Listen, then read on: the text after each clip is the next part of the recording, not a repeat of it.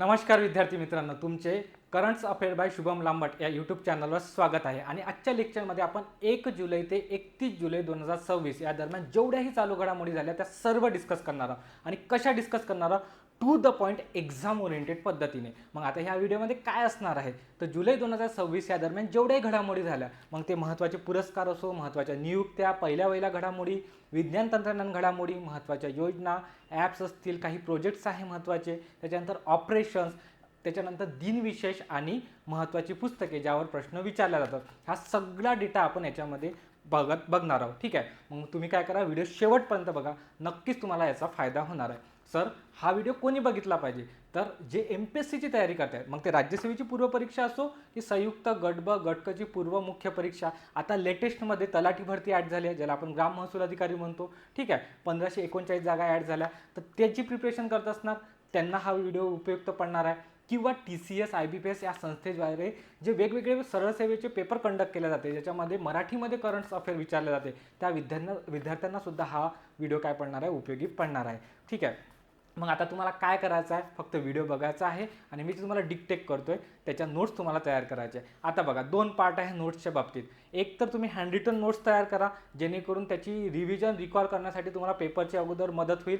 किंवा आता होऊ शकते एखाद्या वेळेस एखाद्या विद्यार्थ्याची एक्झाम 15 दिवसानंतर असेल, 1 महिन्यानंतर असेल, हा व्हिडिओ कोणी लेट बघितला, मग त्यांना त्या परिस्थितीमध्ये नोट्स अवेलेबल करून देणे किंवा त्यांना नोट्स काढणे शक्य होत नाही। ठीक आहे, हँड रिटन नोट्स, मग त्यांच्यासाठी काय केले आहे बघा, हे आपली एक हे जे आता शिकवणार आहोत मी तुम्हाला 1 ते 1.5 तासामध्ये, त्याचा सर्व जो कंटेंट आहे ह्या एका नोट्सच्या स्वरूपात केलेला आहे। याची झेरॉक्स काढून तुम्ही काय करू शकता, ते वाचू शकता, प्रॉपर हायलाईट करू शकता। तर ठीक आहे, तर ते 20 पेजेसची PDF आहे। तुम्हाला जर ही PDF हवी असेल तर तुम्हाला काय करायचं आहे बघा, हे पूर्ण PDF आहे, याच्यामध्ये प्रॉपर पद्धतीने आता काही पॉईंट्स याच्यामध्ये ॲडिशन आहेत, ते तुम्हाला काय करायचं आहे, नोट्सच्या आजूबाजूला किंवा एखाद्या कोऱ्या पेजवर नोट डाऊन करून ठेवायच्या। सगळ्या घडामोडी याच्यामध्ये मी जी आज शिकवलेल्या आहे त्या सगळ्या ह्याच्यामध्ये प्रॉपर पद्धतीनं कव्हर केल्या, फक्त 20 पेजेसमध्ये। आता ही PDF जर तुम्हाला हवी असेल तर तुम्ही काय करा, हा जो डिस्प्ले होता आहे नंबर 7218710042 या नंबरवर सिंपलमध्ये एक व्हॉट्सॲप मेसेज करा, सेंड जुलै 2026 करंट अफेअर्स नोट्स। ठीक आहे, हा मेसेज मला आला तर मी तुम्हाला ते जे आहे व्हॉट्सॲपवर PDF सेंड करून देईल। किंवा डिस्क्रिप्शन बॉक्समध्ये मी तुम्हाला एक लिंक देतो, त्याच्यावर लिंकवर क्लिक केलं की डायरेक्टली मला व्हॉट्सॲपला मेसेज येईल, तेव्हा सुद्धा तुम्हाला ती PDF काय होऊन जाईल, अवेलेबल होऊन जाईल। ठीक आहे, म्हणजे तुम्हाला आता कशाची चिंता करण्याची गरज नाही, फक्त तुम्हाला कॉन्सन्ट्रेशनने लक्ष द्यायचं आहे, आपले सगळे डाऊट्स कव्हर होऊन जातील। म्हणजे असं समजा की जुलै 2026 मध्ये जेवढ्या करंट अफेअरच्या घडामोडी घडलेल्या आहे आणि MPSC ज्याच्यावर प्रश्न विचारतो त्याचा 95% डेटा आपला कव्हर झालेला आहे ह्या लेक्चरमधून। ठीक आहे, त्याच्यामुळे तुम्हाला टेन्शन घेण्याची गरज नाही। ही नोट्स आहे, ही नोट्स तुम्ही याची झेरॉक्स काढून प्रॉपर पद्धतीने देन व्हिडिओ पहा, काही तुम्हाला एक्स्ट्रा पॉईंट सांगतो ते पण नोट डाऊन करून ठेवा तुमच्या नोट्समध्ये। चलो, तर आता आपण आपल्या लेक्चरला सुरुवात करूया। आता लेक्चर सुरू करण्या अगोदर मी तुम्हाला एक पॉईंट सांगतो बघा, आता करंट अफेअर हा कन्सेप्च्युअल पार्ट नाही आहे, खूप कन्सेप्ट हा 10-15% मध्ये तुम्हाला लागतो। ट्रिक्सच्या माध्यमातून, लॉजिकच्या माध्यमातून तुम्हाला हा जो करंट अफेअरचे क्वेश्चन्स आहेत सॉल्व्ह करावे लागतात। तर आता यामध्ये आपण काय केलेलं आहे की डेटा जास्तीत जास्त न देता, जास्तीत जास्त डेटा पाठ करणे शक्य नाही, कारण की GSचे पण सब्जेक्ट आहे, बाकी सब्जेक्ट आहे, सगळ्या सब्जेक्टला न्याय देणे। तर मग आपण जे MPSCचा ट्रेंड आहे, ट्रेंडचा ॲनालिसिस करून आपण काय केलेलं आहे, क्वेश्चन्स आणि आपला जो करंट अफेअरचा डेटा आहे तो कव्हर केलेला आहे। तुम्हाला ते हळूहळू कळेलच, त्याच्यामुळे आपल्याला काय करायचं आहे, फक्त लक्ष द्यायचं आहे आपल्याला। ह्या सगळ्या गोष्टी तुमच्या लक्षात आलं असेल, हे नोट्स मिळवण्यासाठी तुम्हाला या नंबरवर फक्त व्हॉट्सॲप मेसेज करायचा आहे, तुम्हाला नोट्स मिळून जाणार। चला, तर आपण पहिल्या वहिल्या घडामोडी स्टार्ट करूया। आता मी जेव्हा केव्हा एखादा टॉपिक सुरू करेल त्याच्या स्टार्टिंगला थोडं एक ब्रीफ 20-30 सेकंदमध्ये सांगेल की हा टॉपिक कसा वाचायला पाहिजे। आता पहिल्या वहिल्या घडामोडी, याच्यामध्ये सगळ्यात महत्त्वाचं काय आहे सर बघा, याच्यामध्ये सर्वात महत्त्वाचं आहे की पहिले गाव, त्याच्यानंतर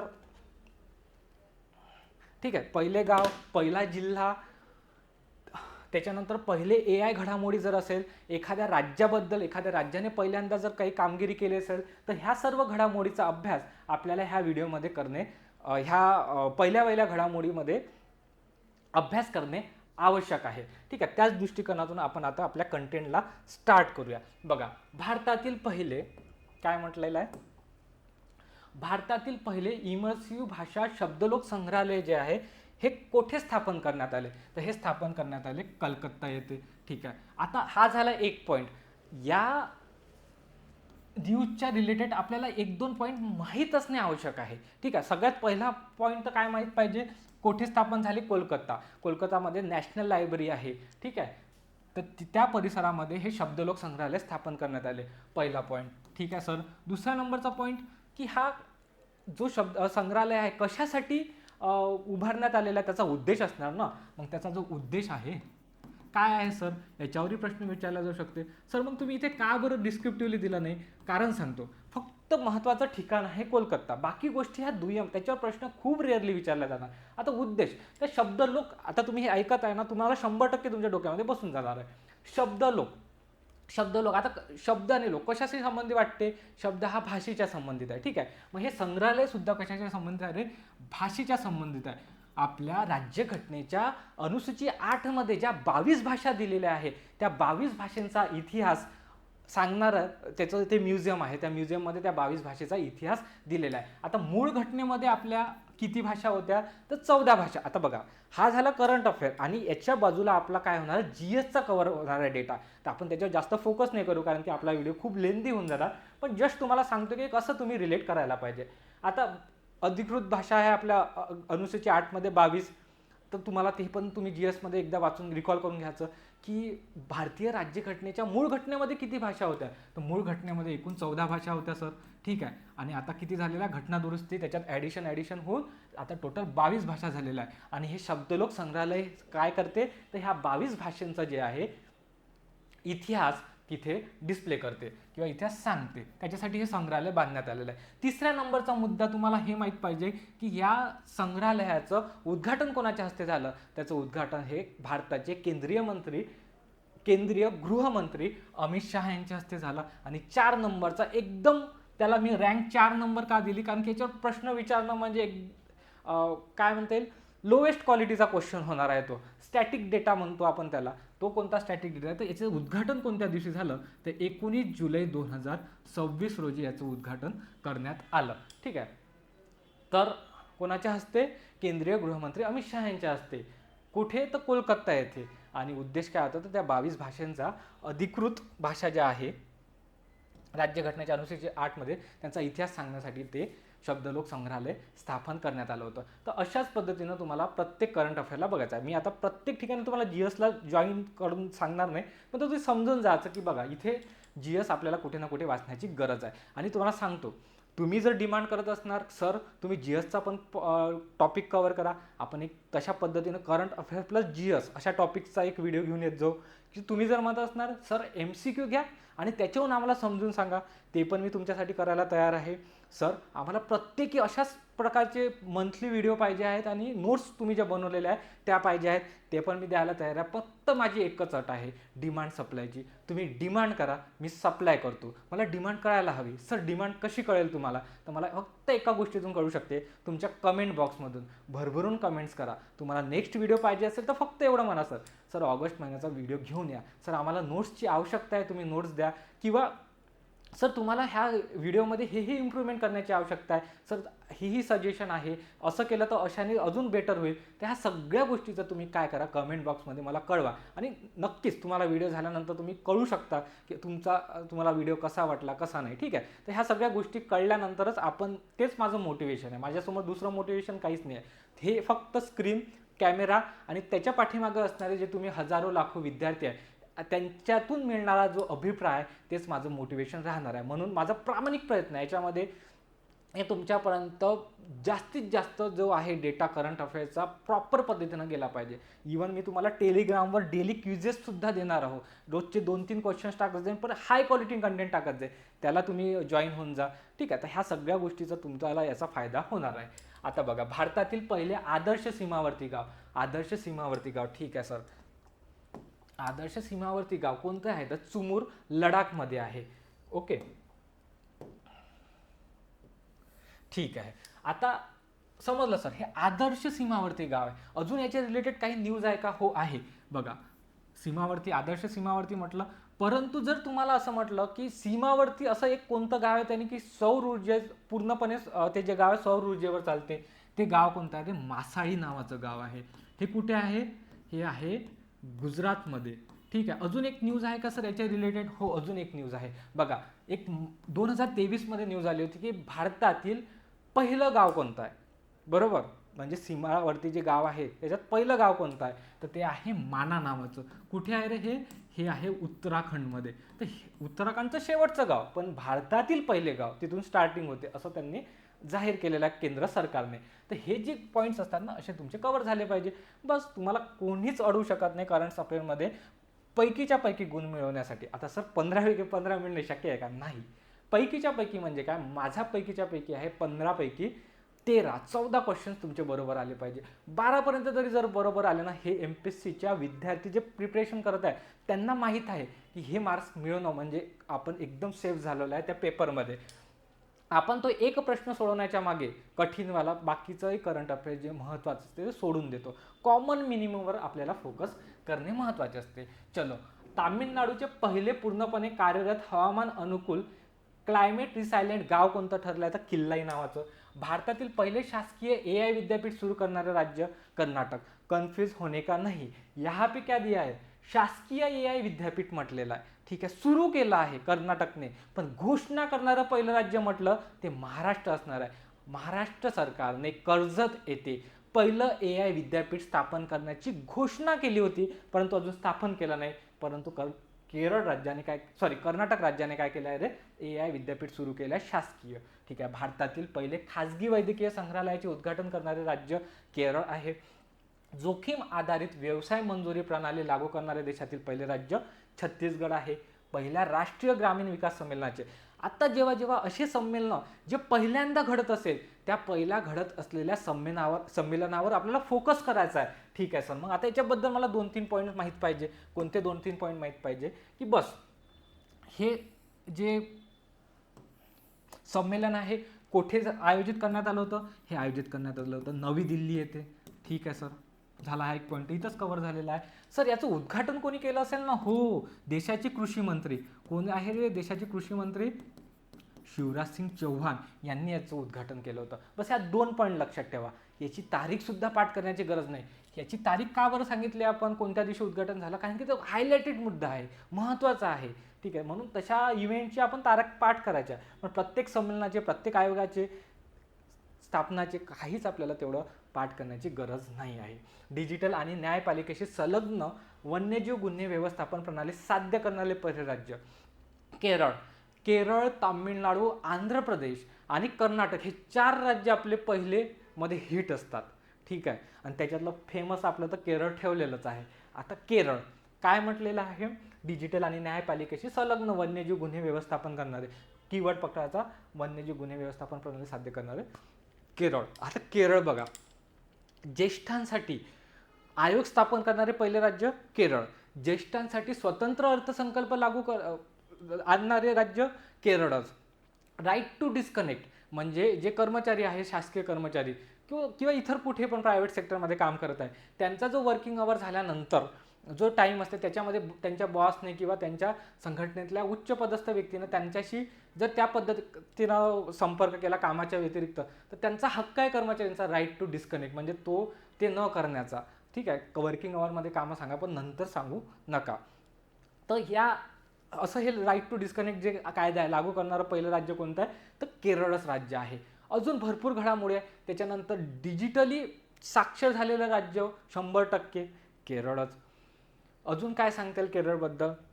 तीव्र गरिबी जी आहे ती नष्ट करणारे पहिलं राज्य कोणतं? केरळच. अशा भरपूर घडामोडी आहे. मी काय करतो, तुम्ही कमेंट बॉक्समध्ये सांगा फक्त मला की केरळबद्दल जेवढ्याही पहिल्या घडामोडी आहे तेवढ्याच मी सगळं तुम्हाला काय करतो टेलिग्राम बॉक्सवर जे टेलिग्राम चॅनल आहे आपलं त्याच्यावर अवेलेबल करून देतो. एक हँड रिटन नोट्स त्याच्यात टाकून देईल. केरळच्या बाबतीत जेवढ्याही घडामोडी असतील एकदा वाचून घ्या. 2023, 24, 25च्या आणि 26च्या कोणत्या याच्यावर प्रश्न आला तर सॉल्व्ह होऊन जाणार.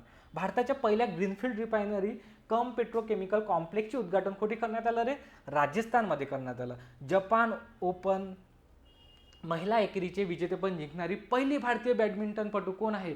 PV Sindhu. Sir PV Sindhu. मग आता ह्या न्यूजमध्ये आल्यांचं सगळं वाचत बसू का? हो बाबा वाच, ज्याला 15 पैकी 15 मिळवायचे आहे. पण मी तर मिळवणार आहे 15 पैकी 13 किंवा 14 मार्क. मग फक्त मी हे न्यूज जे आहे ना, जे करंटमध्ये आहे बस तेवढंच वाचतो.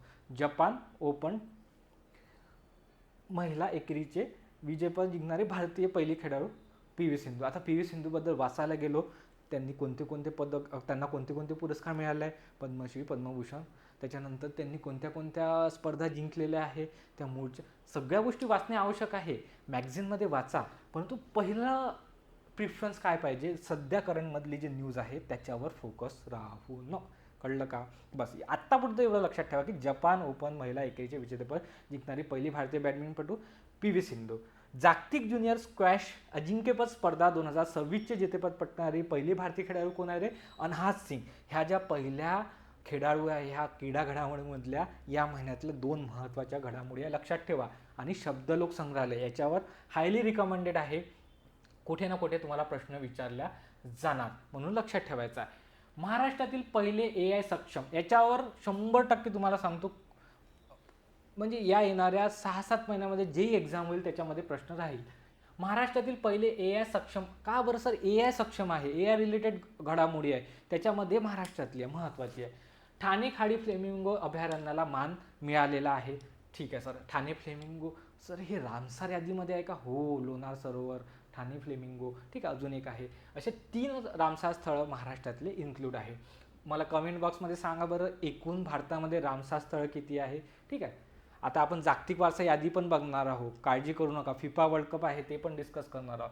टेन्शन लेने का नाही, सब कुछ लेंगे आपण. भारतात व्यावसायिक स्तरावर माचा चहाची उत्पादन करणारे आसाम हे पहिले राज्य ठरलेले आहे. हो, आसाममध्ये चहाच होते, फक्त कोणता चहा? तर माचाचे. कशावर म्हणते? उत्पादन करणारे व्यावसायिक स्तरावर आसाम हे पहिले राज्य ठरलं आहे. भारताची पहिली हायड्रोजन ट्रेन हरियाणामधून जींद ते सोनीपत. जर तुम्हाला असा प्रश्न आला की भारताची पहिली ट्रेन कोणत्या राज्यातून हायड्रोजन ट्रेन धावली आहे? हरियाणा. कुठून? जींद ते सोनीपत. अजून सर याचं उद्घाटन कोणी केलं? आपल्या भारताचे पंतप्रधान नरेंद्र मोदी यांनी केलं. आणि कोणत्या दिवशी केलं सर? 17 जुलै 2026 रोजी केलं. ठीक आहे. भारताचे पहिले quantum finance hub Amravati quantum valley. Amravati आपली अमरावती नाही, ते आंध्र प्रदेशमधली. ठीक आहे, ते पण आपलीच आहे, पण महाराष्ट्रातली नाही. दरडोई उत्पन्नामध्ये सद्यस्थितीत भारतातील सिक्कीम हे राज्य पहिल्या क्रमांकावर आहे. दरडोई उत्पन्न तुमचा कन्सेप्ट झालेला आहे इकॉनॉमिक्समध्ये. ठीक आहे. IIM बेंगलोरने इंडोनेशियामध्ये आपल्या पहिल्या परदेशी कॅम्पसची स्थापना करण्याची काय केली आहे? घोषणा केलेली आहे. अलीकडेच भारताच्या पहिल्या ब्ल्यू बॉन्डची घोषणा कोणी केली? तर सागरमाला फायनान्स कॉर्पोरेशन नावाची कंपनी आहे, त्यांनी केलेली आहे. स्वदेशी नेव्हिगेशन प्रणाली गगन, बघा याच्या गगनवर फोकस ठेवा, वापरून विमान उतरविणारी इंडिगो ही देशातील पहिली विमान कंपनी ठरली आहे. गगन काय आहे? जसं तुमच्या मोबाईलमध्ये मॅप आहे बघा, गुगल मॅप आहे, त्याच्यात GPS सिस्टीम लागू होते. त्या GPS सिस्टीमचा माध्यमातून तुम्हाला ते डायरेक्शन्स दाखवल्या जाते, लोकेशन्स दाखवल्या जाते. ठीक आहे. ती GPS सिस्टीम कोणाची आहे रे? गुगल या कंपनीची आहे. परंतु हे तशाच प्रकारे GPS सिस्टीम जे आहे ते भारताच्या केंद्र सरकारची कोणती आहे? तर गगन आहे. हे सरकारी आहे. आणि ह्या सरकारी गगन सिस्टीमची जी आहे, नेव्हिगेशन सिस्टीमची वापर करून पहिली अशी विमान कंपनी कोणती आहे, त्यांनी विमान लँडिंग केलं आहे, तर ते कोणतं आहे रे? इंडिगो नावाची कंपनी आहे. भारताची पहिली मान्यताप्राप्त डेंग्यू लस क्यूडेंगा नावाची ही टाकेदा बायोफार्मास्युटिकल्स कंपनीने विकसित केली आहे. पहिली डेंग्यू लस आहे कुठे रे? भारतातली. महत्त्वाचं आहे, नाव लक्षात ठेवा. आणि त्याचं ऑप्शनलमधलं नाव आहे TAK-003. कोणत्या कंपनीनं? टकेदा बायोफार्मास्युटिकल नावाची कंपनी. भारताने उडवल्ली हेलिपोर्ट आंध्र प्रदेश येथे संचालनासाठी पहिल्या private point in space instrument approach प्रोसिजरला मंजुरी दिलेली आहे. काही गोष्टी फक्त वाचायच्या असतात आणि लक्षात ठेवायच्या असतात, त्याच्या डेप्थमध्ये जाण्याची गरज नसते. ठीक आहे. पहिल्या private point in space instrument approach procedure. आता काय कशाला गरज आहे याच्या डीपमध्ये जायची? कुठं आपल्याला रिसर्च करायचा आहे का? नाही, आपल्याला फक्त इन्फॉर्मेशन पाहिजे. त्या इन्फॉर्मेशन रिलेटेड आपल्याला तेवढं बघणे आहे. आपण करंट अफेअर्स करतोय ना की आपल्याला PhD किंवा आपल्याला रिसर्च करायचं आहे. भारतातील पहिले ग्रीनफील्ड इंटिग्रेटेड रिफायनरी कम पेट्रोकेमिकल, हे पहिलेच सांगितलं तुम्हाला मी, मिनेसोटा विद्यापीठातील संशोधकांनी स्पेडसेल. आता स्पेडसेल काय माहिती आहे का? पूर्णपणे निर्जीव रासायनिक घटकापासून तयार केलेली एक आर्टिफिशियल सेल आहे. तर अशा प्रकारे कोणी तयार केली? तर मिनेसोटा विद्यापीठ जे आहे त्यांनी तयार केले. भारतीय निवडणूक आयोगाने 17 जुलै 2026 रोजी नवी दिल्ली येथे पहिली अखिल भारतीय माध्यम परिषद आयोजित केली म्हणते. ठीक आहे सर, छत्तीसगडने दीप्ती योजना सुरू केली आणि महिलांच्या नेतृत्वाखाली वितरित अक्षय ऊर्जा धोरण स्वीकारणारे पहिले राज्य बनले. लॉर्ड्स मैदानावर शतक झळकवणारी पहिली भारतीय खेळाडू कोण? यास्तिका भाटिया.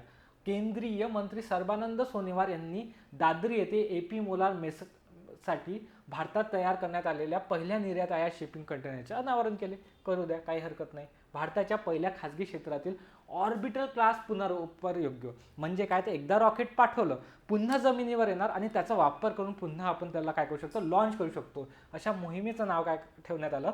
मिशन 02 असं नाव ठेवण्यात आलं. ठीक आहे सर. भारतातील उच्च शिक्षण सर्वेक्षणच्या अहवालानुसार उच्च शिक्षणातील एकूण नोंदी गुणोत्तरात तामिळनाडू हे पहिल्या क्रमांकाचं राज्य झालेलं आहे सर. ठीक आहे. कशामध्ये म्हणते?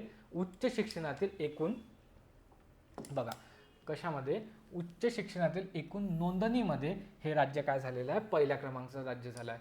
लखनौमधील चौधरी चरण सिंग आंतरराष्ट्रीय विमानतळ याने काय केलेलं आहे? फासी प्रमाणित ईट राईट कॅम्पस बनलेलं आहे. म्हणते कोणतं? लखनौचं चौधरी चरण सिंग आंतरराष्ट्रीय विमानतळ. ISSF ज्युनियर वर्ल्ड चॅम्पियनशिप 2026 मध्ये भारताने एकूण 24 पदक जिंकली. ठीक आहे. एवढं फक्त पदक लक्षात ठेवा, बाकी लक्षात नका ठेवू. चीनमध्ये पार पडलेल्या पहिल्या आशियाई म्हणजे अंडर 23 मध्ये ॲथलेटिक्स अजिंक्यपद स्पर्धेमध्ये श्रावणी सांगळे, ठीक आहे, महाराष्ट्राच्या श्रावणी सांगळेने धावणी रनिंगमध्ये 2 सुवर्ण आणि कांस्य एकाच वेळी पटकवलेले आहे. ठीक आहे. त्यांच्यावर प्रश्न विचारण्याची शक्यता दाट आहे. लिव्हिंग विल म्हणजे व्यक्ती निर्णयक्षम नसल्यास भविष्यातील वैद्यकीय उपचारांबाबतची तिची पूर्वलिखित इच्छा असून अशा प्रकारचे राज्यव्यापी डिजिटल नोंदणी व्यवस्था सुरू करणारं महाराष्ट्र पहिल्या क्रमांकाचं राज्य झालं आहे. संरक्षण, आता हे सगळ्या त्याच्यावर फोकस करा. बघा मी तुम्हाला काय म्हणतोय, करंट अफेअर व्हास्ट आहे, सगळ्या न्यूजवरून आपली एक नजर गेलेली पाहिजे, परंतु आपल्याला कळलं पाहिजे त्याच्यातलंही कोशावर फोकस करायचं. बघा मी याच्यासाठीच आलेला, तुम्हाला नोट्स देऊन मी मोकळं झालो असतो, बरोबर, परंतु इथे हा पॉईंट सांगणार कोणाला तुम्हाला की याच्यावर तुम्हाला हायलाईट जास्त करायचा म्हणून याच्यावर प्रश्न विचारण्याची शक्यता जास्त का आहे. बघा कुशा नावाचं एक स्वदेशी लांब पल्ल्याचं जमिनीवरून हवेत, हा लक्षात ठेवा, फसवल्या इथे जाणार तुम्हाला, सगळं सांगितलं जाणार. DRDOने 23 जुलै 2026 रोजी एक क्षेपणास्त्र लॉन्च केलं, स्वदेशी होतं ते, त्याचं नाव कुशा होतं आणि ते काय करते रे, कुठून तर कुठपर्यंत मारा करते, हवेतून जमिनीत मारा करते की जमिनीतून हवेत मारा करते? सर जमिनीतून हवेत मारा करते. ऑप्शनमध्ये आलं तर गंडू नका, जमिनीतून हवेत मारा करते. त्या क्षेपणास्त्राचं नाव काय आहे? तर कुशा आहे. ठीक आहे सर. कोणत्या संस्थेनं बनवलं? डायरेक्ट प्रश्न येणार. DRDO, इस्रो, अजून 2-3 ऑप्शन देईल, त्यांच्या मनाने बनवून ऑप्शन तुम्हाला काय चूज करावं लागेल? DRDO करावं लागेल. मग आता मला जर हा पॉईंट जर समजा लिहायचा असता हँड रिटन नोट्समध्ये, ठीक आहे, मी कसा लिहिला असता सर? बघा जस्ट तुम्हाला सांगण्याचा प्रयत्न करतो, बघा समजते का? तर मी फक्त एवढं लिहिलं असतं, हायलाईट कशावर केलं असतं? कुशा लिहिलं असतं हेडिंग. त्याचं काय आहे? हे एक लांब पल्ल्याचं जमिनीवरून हवेत मारणारं एक क्षेपणास्त्र आहे. ठीक आहे. कोणत्या संस्थेनं बनवलेलं आहे? तर DRDO संस्थेनं बनवलेलं आहे. ठीक आहे. त्याच्यानंतर महत्त्वाचं काय? APJ अब्दुल कलाम या बेटावरून ते लॉन्च केलं सर, आणि त्याचे दिनांक सगळ्यात लास्टमध्ये लक्षात ठेवली असते. पहिले तर माझा कुशा, त्याच्यानंतर 2 नंबरवर कोणी तर DRDOने, 3 नंबरवर लांब पल्ल्याचा आहे आणि जमिनीतून हवेत मारा करते. आणि कुठं जर माझं मेमरी तेवढी शार्प असेल, राहत असेल लक्षात, तर 23 जुलै 2026 अशा पद्धतीने तुम्ही करायला पाहिजे. ठीक आहे. हे झालं आपल्या पहिल्या घडामोडी. आय थिंक मला असं वाटतं की तुम्हाला कळलं असेल की हा टॉपिक कशा पद्धतीनं ॲनालाइज करायचा. आता महत्त्वाचे ऑपरेशन्स बघा. महत्त्वाचे ऑपरेशन्समध्ये 2-3च गोष्टी आहे. एक, परकीय देशामध्ये जर भारतीय नागरिक अटकलेले असणार, तिथे काही नैसर्गिक आपत्ती आली किंवा युद्ध छळलं गेलं, तर त्या स्थितीमध्ये आपल्याला महत्त्वाचे ऑपरेशन्स भारत ते काय करते, आपल्याला परकीय ऑपरेशन्स राबवते. त्याच्यानंतर दुसरा काय आहे की आपल्या देशांतर्गत स्थितीमध्ये जर आपत्ती आली किंवा नैसर्गिक काही गोष्टी घडल्या, तर तिथे जर बचाव करण्यासाठी आपल्याला ऑपरेशन राबवले जातात. किंवा नार्कोटिक्स ब्युरो असेल, वेगवेगळे पोलीस असतील, उत्तर प्रदेश, त्याच्यानंतर महाराष्ट्र, त्यांच्याद्वारे काय केले जाते? ऑपरेशन्स राबवल्या जाते. मग बस या ऑपरेशनवर काय माहीत पाहिजे? एक तर ऑपरेशनचे नाव माहीत पाहिजे, कशासाठी राबवण्यात आलं होतं आणि कोणाद्वारे राबवण्यात आलं होतं. प्रश्न कसंही विचार द्या, 3 पद्धतीनंच तुमचं उत्तर राहणार आहे. आणि मला एक सांगा लक्षात, आपण कशा पद्धतीने पेपर सॉल्व्ह करता, ऑप्शन पद्धतीने सॉल्व्ह करता. तुम्हाला याच्यातला एक डेटा तुमच्या डोळ्यासमोर राहणार आहे. असं पाठ करत बसू नका मूर्खासारखं. ऑपरेशन अमिस्तात व्हेनेझुएलासाठी 7.4 रिश्टर आला होता, तिथं मग भारतीय सरकारद्वारे ते राबवण्यात आलं. असं नाही. तुम्हाला तिथे राहणार आहे ऑपरेशन अमिस्तात. कशासाठी राबवण्यात आलं होतं रे? व्हेनेझुएलामध्ये. तर तुम्हाला व्हेनेझुएलाच्या जागी दुसऱ्या देशाचं नाव देण्यात जाणार. कीवर्ड पकडायचा व्हेनेझुएला. कशासाठी? तर भूकंपासाठी. तिथं 7.4 रिश्टरचा भूकंप आला, तेथील मदत कार्यासाठी हे ऑपरेशन राबवण्यात आलं भारत सरकारद्वारे. That's it. एवढंच महत्त्वाचं आहे आपल्यासाठी. ठीक आहे सर. वाढत्या अंमली पदार्थाच्या धोक्याचे निर्मूलन करण्यासाठी कोणी? तर केरळ सरकारने ऑपरेशन तुफान हे राबवण्यात आलं. आणि एक लक्षात ठेवा, ऑपरेशन अमिस्तादचा अर्थ काय होतो रे? मैत्री होतो. ठीक आहे. तुफान कोणी राबवलं? केरळ सरकारने राबवलं, वाढत्या अंमली पदार्थाच्या धोक्याचे निर्मूलन करण्यासाठी. ओके. थोडा व्हिडिओचा प्रॉब्लेम येतो, थोडं मॅनेज करा. ठीक आहे. बघा, ऑपरेशन सायबर उत्तर प्रदेश सरकारद्वारे सायबर गुन्हेगारीच्या विरोधी ही मोहीम राबविण्यात आली होती सर. ठीक आहे. ऑपरेशन सुरक्षित सायबर स्पेस गुजरात पोलिसांद्वारे 1 जुलै ते 28 जुलै. आता त्याच्यामध्येच आहे सायबर स्पेस पाठ करण्याची गरज आहे. कशासाठी? तर सायबर सुरक्षेसाठी ही मोहीम राबविण्यात आली होती. ओके. बांगलादेशी बेकायदेशीर घुसखोरांचा शोध घेण्यासाठी आणि त्यांना हुडकावून लावण्यासाठी गुजरात पोलिसांद्वारे ऑपरेशन डेल्टा हंट. मग कीवर्ड काय पकडायचा? Delta Hunt. कोणासाठी? बांगलादेशी घुसखोर. आणि खाली येईन गुजरात. पोलीस सुद्धा लिहायचं नाही, लक्षात येते पोलीसच करणार आहे ना असे ऑपरेशन्स. चलो बस. ऑपरेशन अंतिम प्रहार कोणाद्वारे? गडचिरोली पोलीस आणि CRPFद्वारे. कशासाठी होती? अंतिम प्रहार करायचा आहे. कशावर? नक्षली विरोधी मोहीम आहे, म्हणजे नक्षल्यांवर. तर नक्षल विरोधी मोहीम होती ही. कोणती? अंतिम प्रहार जे ऑपरेशन आहे ती. सर बघा, गँगस्टर ते वार. आता तुम्हाला सांगतो, पंजाब आणि तिकडचे जे सीमावर्ती राज्य आहे, पंजाब, हरियाणा, उत्तराखंड तरी म्हणता येत नाही, त्याच्यावरचं जम्मू काश्मीर बाजूने थोडंफार तुम्ही राजस्थान पण पकडू शकता, पण स्पेशली पंजाब बाबतीत बोलतोय मी, चंदीगड. तर येथे काय होतात रे, जास्तीत जास्त जे ऑपरेशन्स राबवल्या जातात त्यांच्या सरकारद्वारे हे ड्रग्सच्या बाबतीतच असतात. का बरं? कारण की मोस्ट ऑफ द म्हणजे वेगवेगळ्या माध्यमातून पाकिस्तानच्या मार्गी काय केलं जाते, आपल्या यूथला अफेक्ट करण्यासाठी, किंवा त्यांचा एक प्रोपोगेंडा आहे, त्याच्यातून जे सप्लाय केले जाते ड्रग्स, मग तिथेच काय केलं जाते, न्यूट्रलाइज करण्यासाठी हे अशा प्रकारचे ऑपरेशन राबवले जाते. इन केस तुम्हाला कधी काही माहीत नसलं आणि जर ड्रग्सच्या संबंधित एखादी जर ऑपरेशन आलं आणि कोणत्या राज्याने ते राबवलं असं जर विचारलं, तिथं तुम्ही बिनधास्त पंजाब हे राज्य जर असलं ऑप्शनमध्ये तर मारून यायचं. मी काय म्हणतो, शक्यता जास्त आहे, 100% असेल असं म्हणू शकत नाही. गँगस्टर ते वार कशासाठी रे? गुंडगिरींच्या कारवायांना आळा घालण्यासाठी पंजाब पोलिसांद्वारे. आता ॲक्च्युली तर ड्रग्स रिलेटेड नव्हतं, पण मी तुम्हाला सांगितलं, येईल तुम्हाला कधी ना कधी ते न्यूज. ठीक आहे. ऑपरेशन शेरावली जम्मू काश्मीरमध्ये दहशतवाद्यांचा शोध घेण्यासाठी जम्मू काश्मीरच्या पोलिसांनी राबवलं. ऑपरेशन रेजपिल नार्कोटिक्स कंट्रोल ब्युरोने राबवलं. काय राबवलं? आंतरराष्ट्रीय कॅन्टॅगॉन ड्रग्स नावाचं एक ड्रग्स असते, त्याला न्यूट्रलाइज करण्यासाठी, त्या नेटवर्कला न्यूट्रलाइज करण्यासाठी नार्कोटिक्स कंट्रोल ब्युरोने ऑपरेशन रेजपिल राबवलं. ठीक आहे. ऑपरेशन वज्र. आता हा ट्रेमॅडोल हायड्रोक्लोराईड नावाची एक औषध आहे आणि त्या औषधीचा अवैध नियती रोखण्यासाठी, म्हणजे ते काय केलं जाते, हा जो औषध आहे त्याला काय केलं जाते, साठेबाजी केली जाते, त्याच्यामुळे त्याची किंमत आणि बाकी सगळ्या गोष्टीवर असर पडतो. तर त्या स्थितीमध्ये ऑपरेशन काय करण्यात आलं, वज्र राबविण्यात आलेलं आहे. चलो, ऑपरेशन धाबू ब्लिट्स. मुंबई विमानतळावर अंमली व तस्करी विरोधी मोहीम महसूल गुप्तचर संचालनाद्वारे महसूल गुप्तचर संचालनाद्वारे.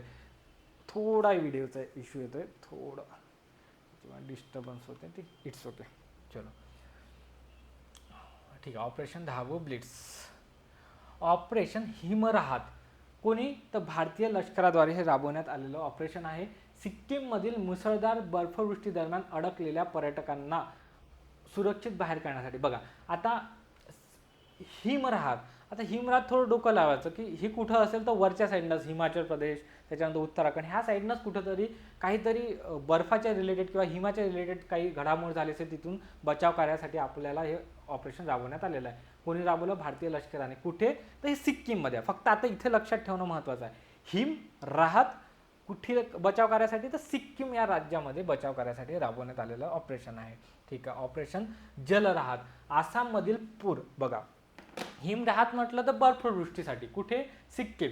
आणि जलराहत बघा, तिथं आए दिन काय होतात? पूर येते. तर मग हे कुठं असणार आहे? आसाममध्ये. असं लिंक करायचं रे. मी काय म्हणतो, सगळ्या आपण पोटातून जन्म घेतला आणि लगेच आपल्याला सगळं कळते का? नाही, आपल्याला डेव्हलप करावं लागते हळूहळू त्या गोष्टी. हिमराहत म्हटलं तर काय येणार? हिमराहत येणार म्हटलं तर बर्फवृष्टी दरम्यान अडकलेल्या पर्यटकांना, सिक्कीममधील पर्यटकांना बाहेर काढण्यासाठी, बचाव करण्यासाठी ऑपरेशन राबवलं. आणि जलराहत म्हटलं तर पूरग्रस्त जो भाग आहे आसाममधला, तेथील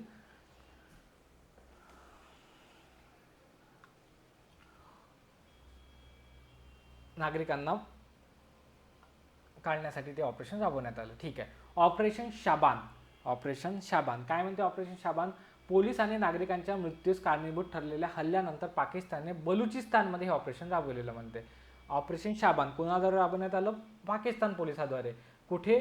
तर पोलीस आणि नागरिकांच्या मृत्यूस कारणीभूत ठरलेल्या हल्ल्यानंतर पाकिस्तानने बलुचिस्तानमध्ये हे राबवलं. बलुचिस्तान लोकांनी ते तशा प्रकारे कृत्य केलं आणि त्यांच्या विरोधात मग हे ऑपरेशन शाबान हे पाकिस्तानी लष्कराने राबवलं. ऑपरेशन सेफ पॅसेज, याच्यावर प्रश्न विचारण्याची शक्यता आहे, कारण की हे महाराष्ट्र रिलेटेड घडामोडी आहे. कोणी राबवलं बघून घ्या. छत्तीसगड महाराष्ट्र वन्यजीव तस्करी करणाऱ्या तिघांना वाघांच्या कातडी व अवयासह अटक झाली म्हणते. ठीक आहे. ह्या ऑपरेशनचा उद्देश हा होता. कोणी राबवलं? तर छत्तीसगडमधील उदंती सीता नदी व्याघ्र प्रकल्पाच्या शिकारी विरोधी पथकाद्वारे हे ऑपरेशन राबवण्यात आलं. सेफ पॅसेज काढण्यात आलेला आहे, असं लक्षात ठेवू शकता तुम्ही. ऑपरेशन हार्डबॉल, काही आंतरराष्ट्रीय स्तरावरचे पण ऑपरेशन आपल्याला माहीत असणे आवश्यक आहे. तर ऑपरेशन हार्डबॉल हे कोणी राबवलं? तर अमेरिकेने राबवलं. कशासाठी? तर आंतरराष्ट्रीय कायद्याची अंमलबजावणीसाठी ची ही मोहीम आहे म्हणते. ठीक आहे. ऑपरेशन हार्डबॉल. चलो. ऑपरेशन नसर हे इराणद्वारे राबवण्यात आलेलं आहे. कशाबद्दल? तर जेव्हा इस्रायलने इराणच्या रडार साईटवर हल्ला केला, त्याचं प्रत्युत्तर देण्यासाठी ऑपरेशन नसर हे राबविण्यात आलेलं आहे. चलो, आता आपले पहिल्या घडामोडी झाल्या, महत्त्वाचे पुरस्कार झाले. बघा, मी तुम्हाला म्हणत होतो हे डेली क्विजेस. आता आपलं हे टेलिग्राम चॅनल आहे. ठीक आहे. करंट अफेअर्स 359 असं सर्च करायचं किंवा करंट अफेअर्स बाय शुभम लांबट करायचं. तुम्हाला हे टेलिग्राम चॅनल दिसून जाणार. येथे तुम्हाला अशा प्रकारचे रोज मी काय करतो, क्विजेस टाकणार आहोत, काही महत्त्वाचे इन्फॉर्मेशन्स टाकणार आहोत. ठीक आहे. आपल्या लेक्चरबद्दल अपडेट टाकणार आहोत. तर तुम्हाला तिथे सगळं मटेरियल पाहिजे असेल तर ते ह्या टेलिग्राम चॅनलला जॉईन करणे आवश्यक आहे. महत्त्वाच्या नियुक्त्या. आता या दरम्यान जुलै 2026 दरम्यान जेवढ्या महत्त्वाच्या नियुक्त्या झाल्या त्या सगळं डिस्कस करूया. ठीक आहे. टू द पॉईंट पद्धतीने बघूयात. इथं कॉन्सन्ट्रेशनने लक्ष द्या. कोणत्या घडामोडी नियुक्त्या महत्त्वाच्या आहे आणि कोणत्या नाही. सुरुवातीला ब्रँड ॲम्बेसेडर विचारल्या जायचं नाही. ठीक आहे. आता ब्रँड ॲम्बेसेडरवर प्रश्न विचारतात, मग त्याच्यावर फोकस करणे आवश्यक आहे. पहिले MPSCचे विद्यार्थी कधीच ब्रँड ॲम्बेसेडर वाचत नव्हते.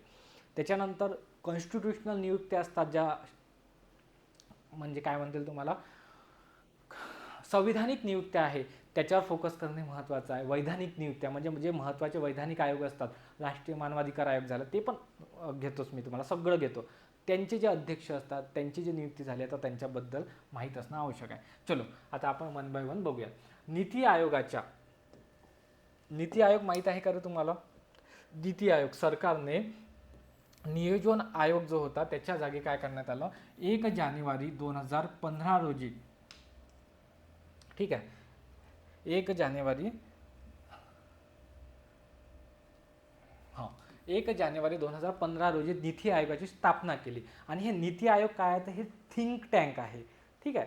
नीती आयोग काय आहे? हे थिंक टँक आहे.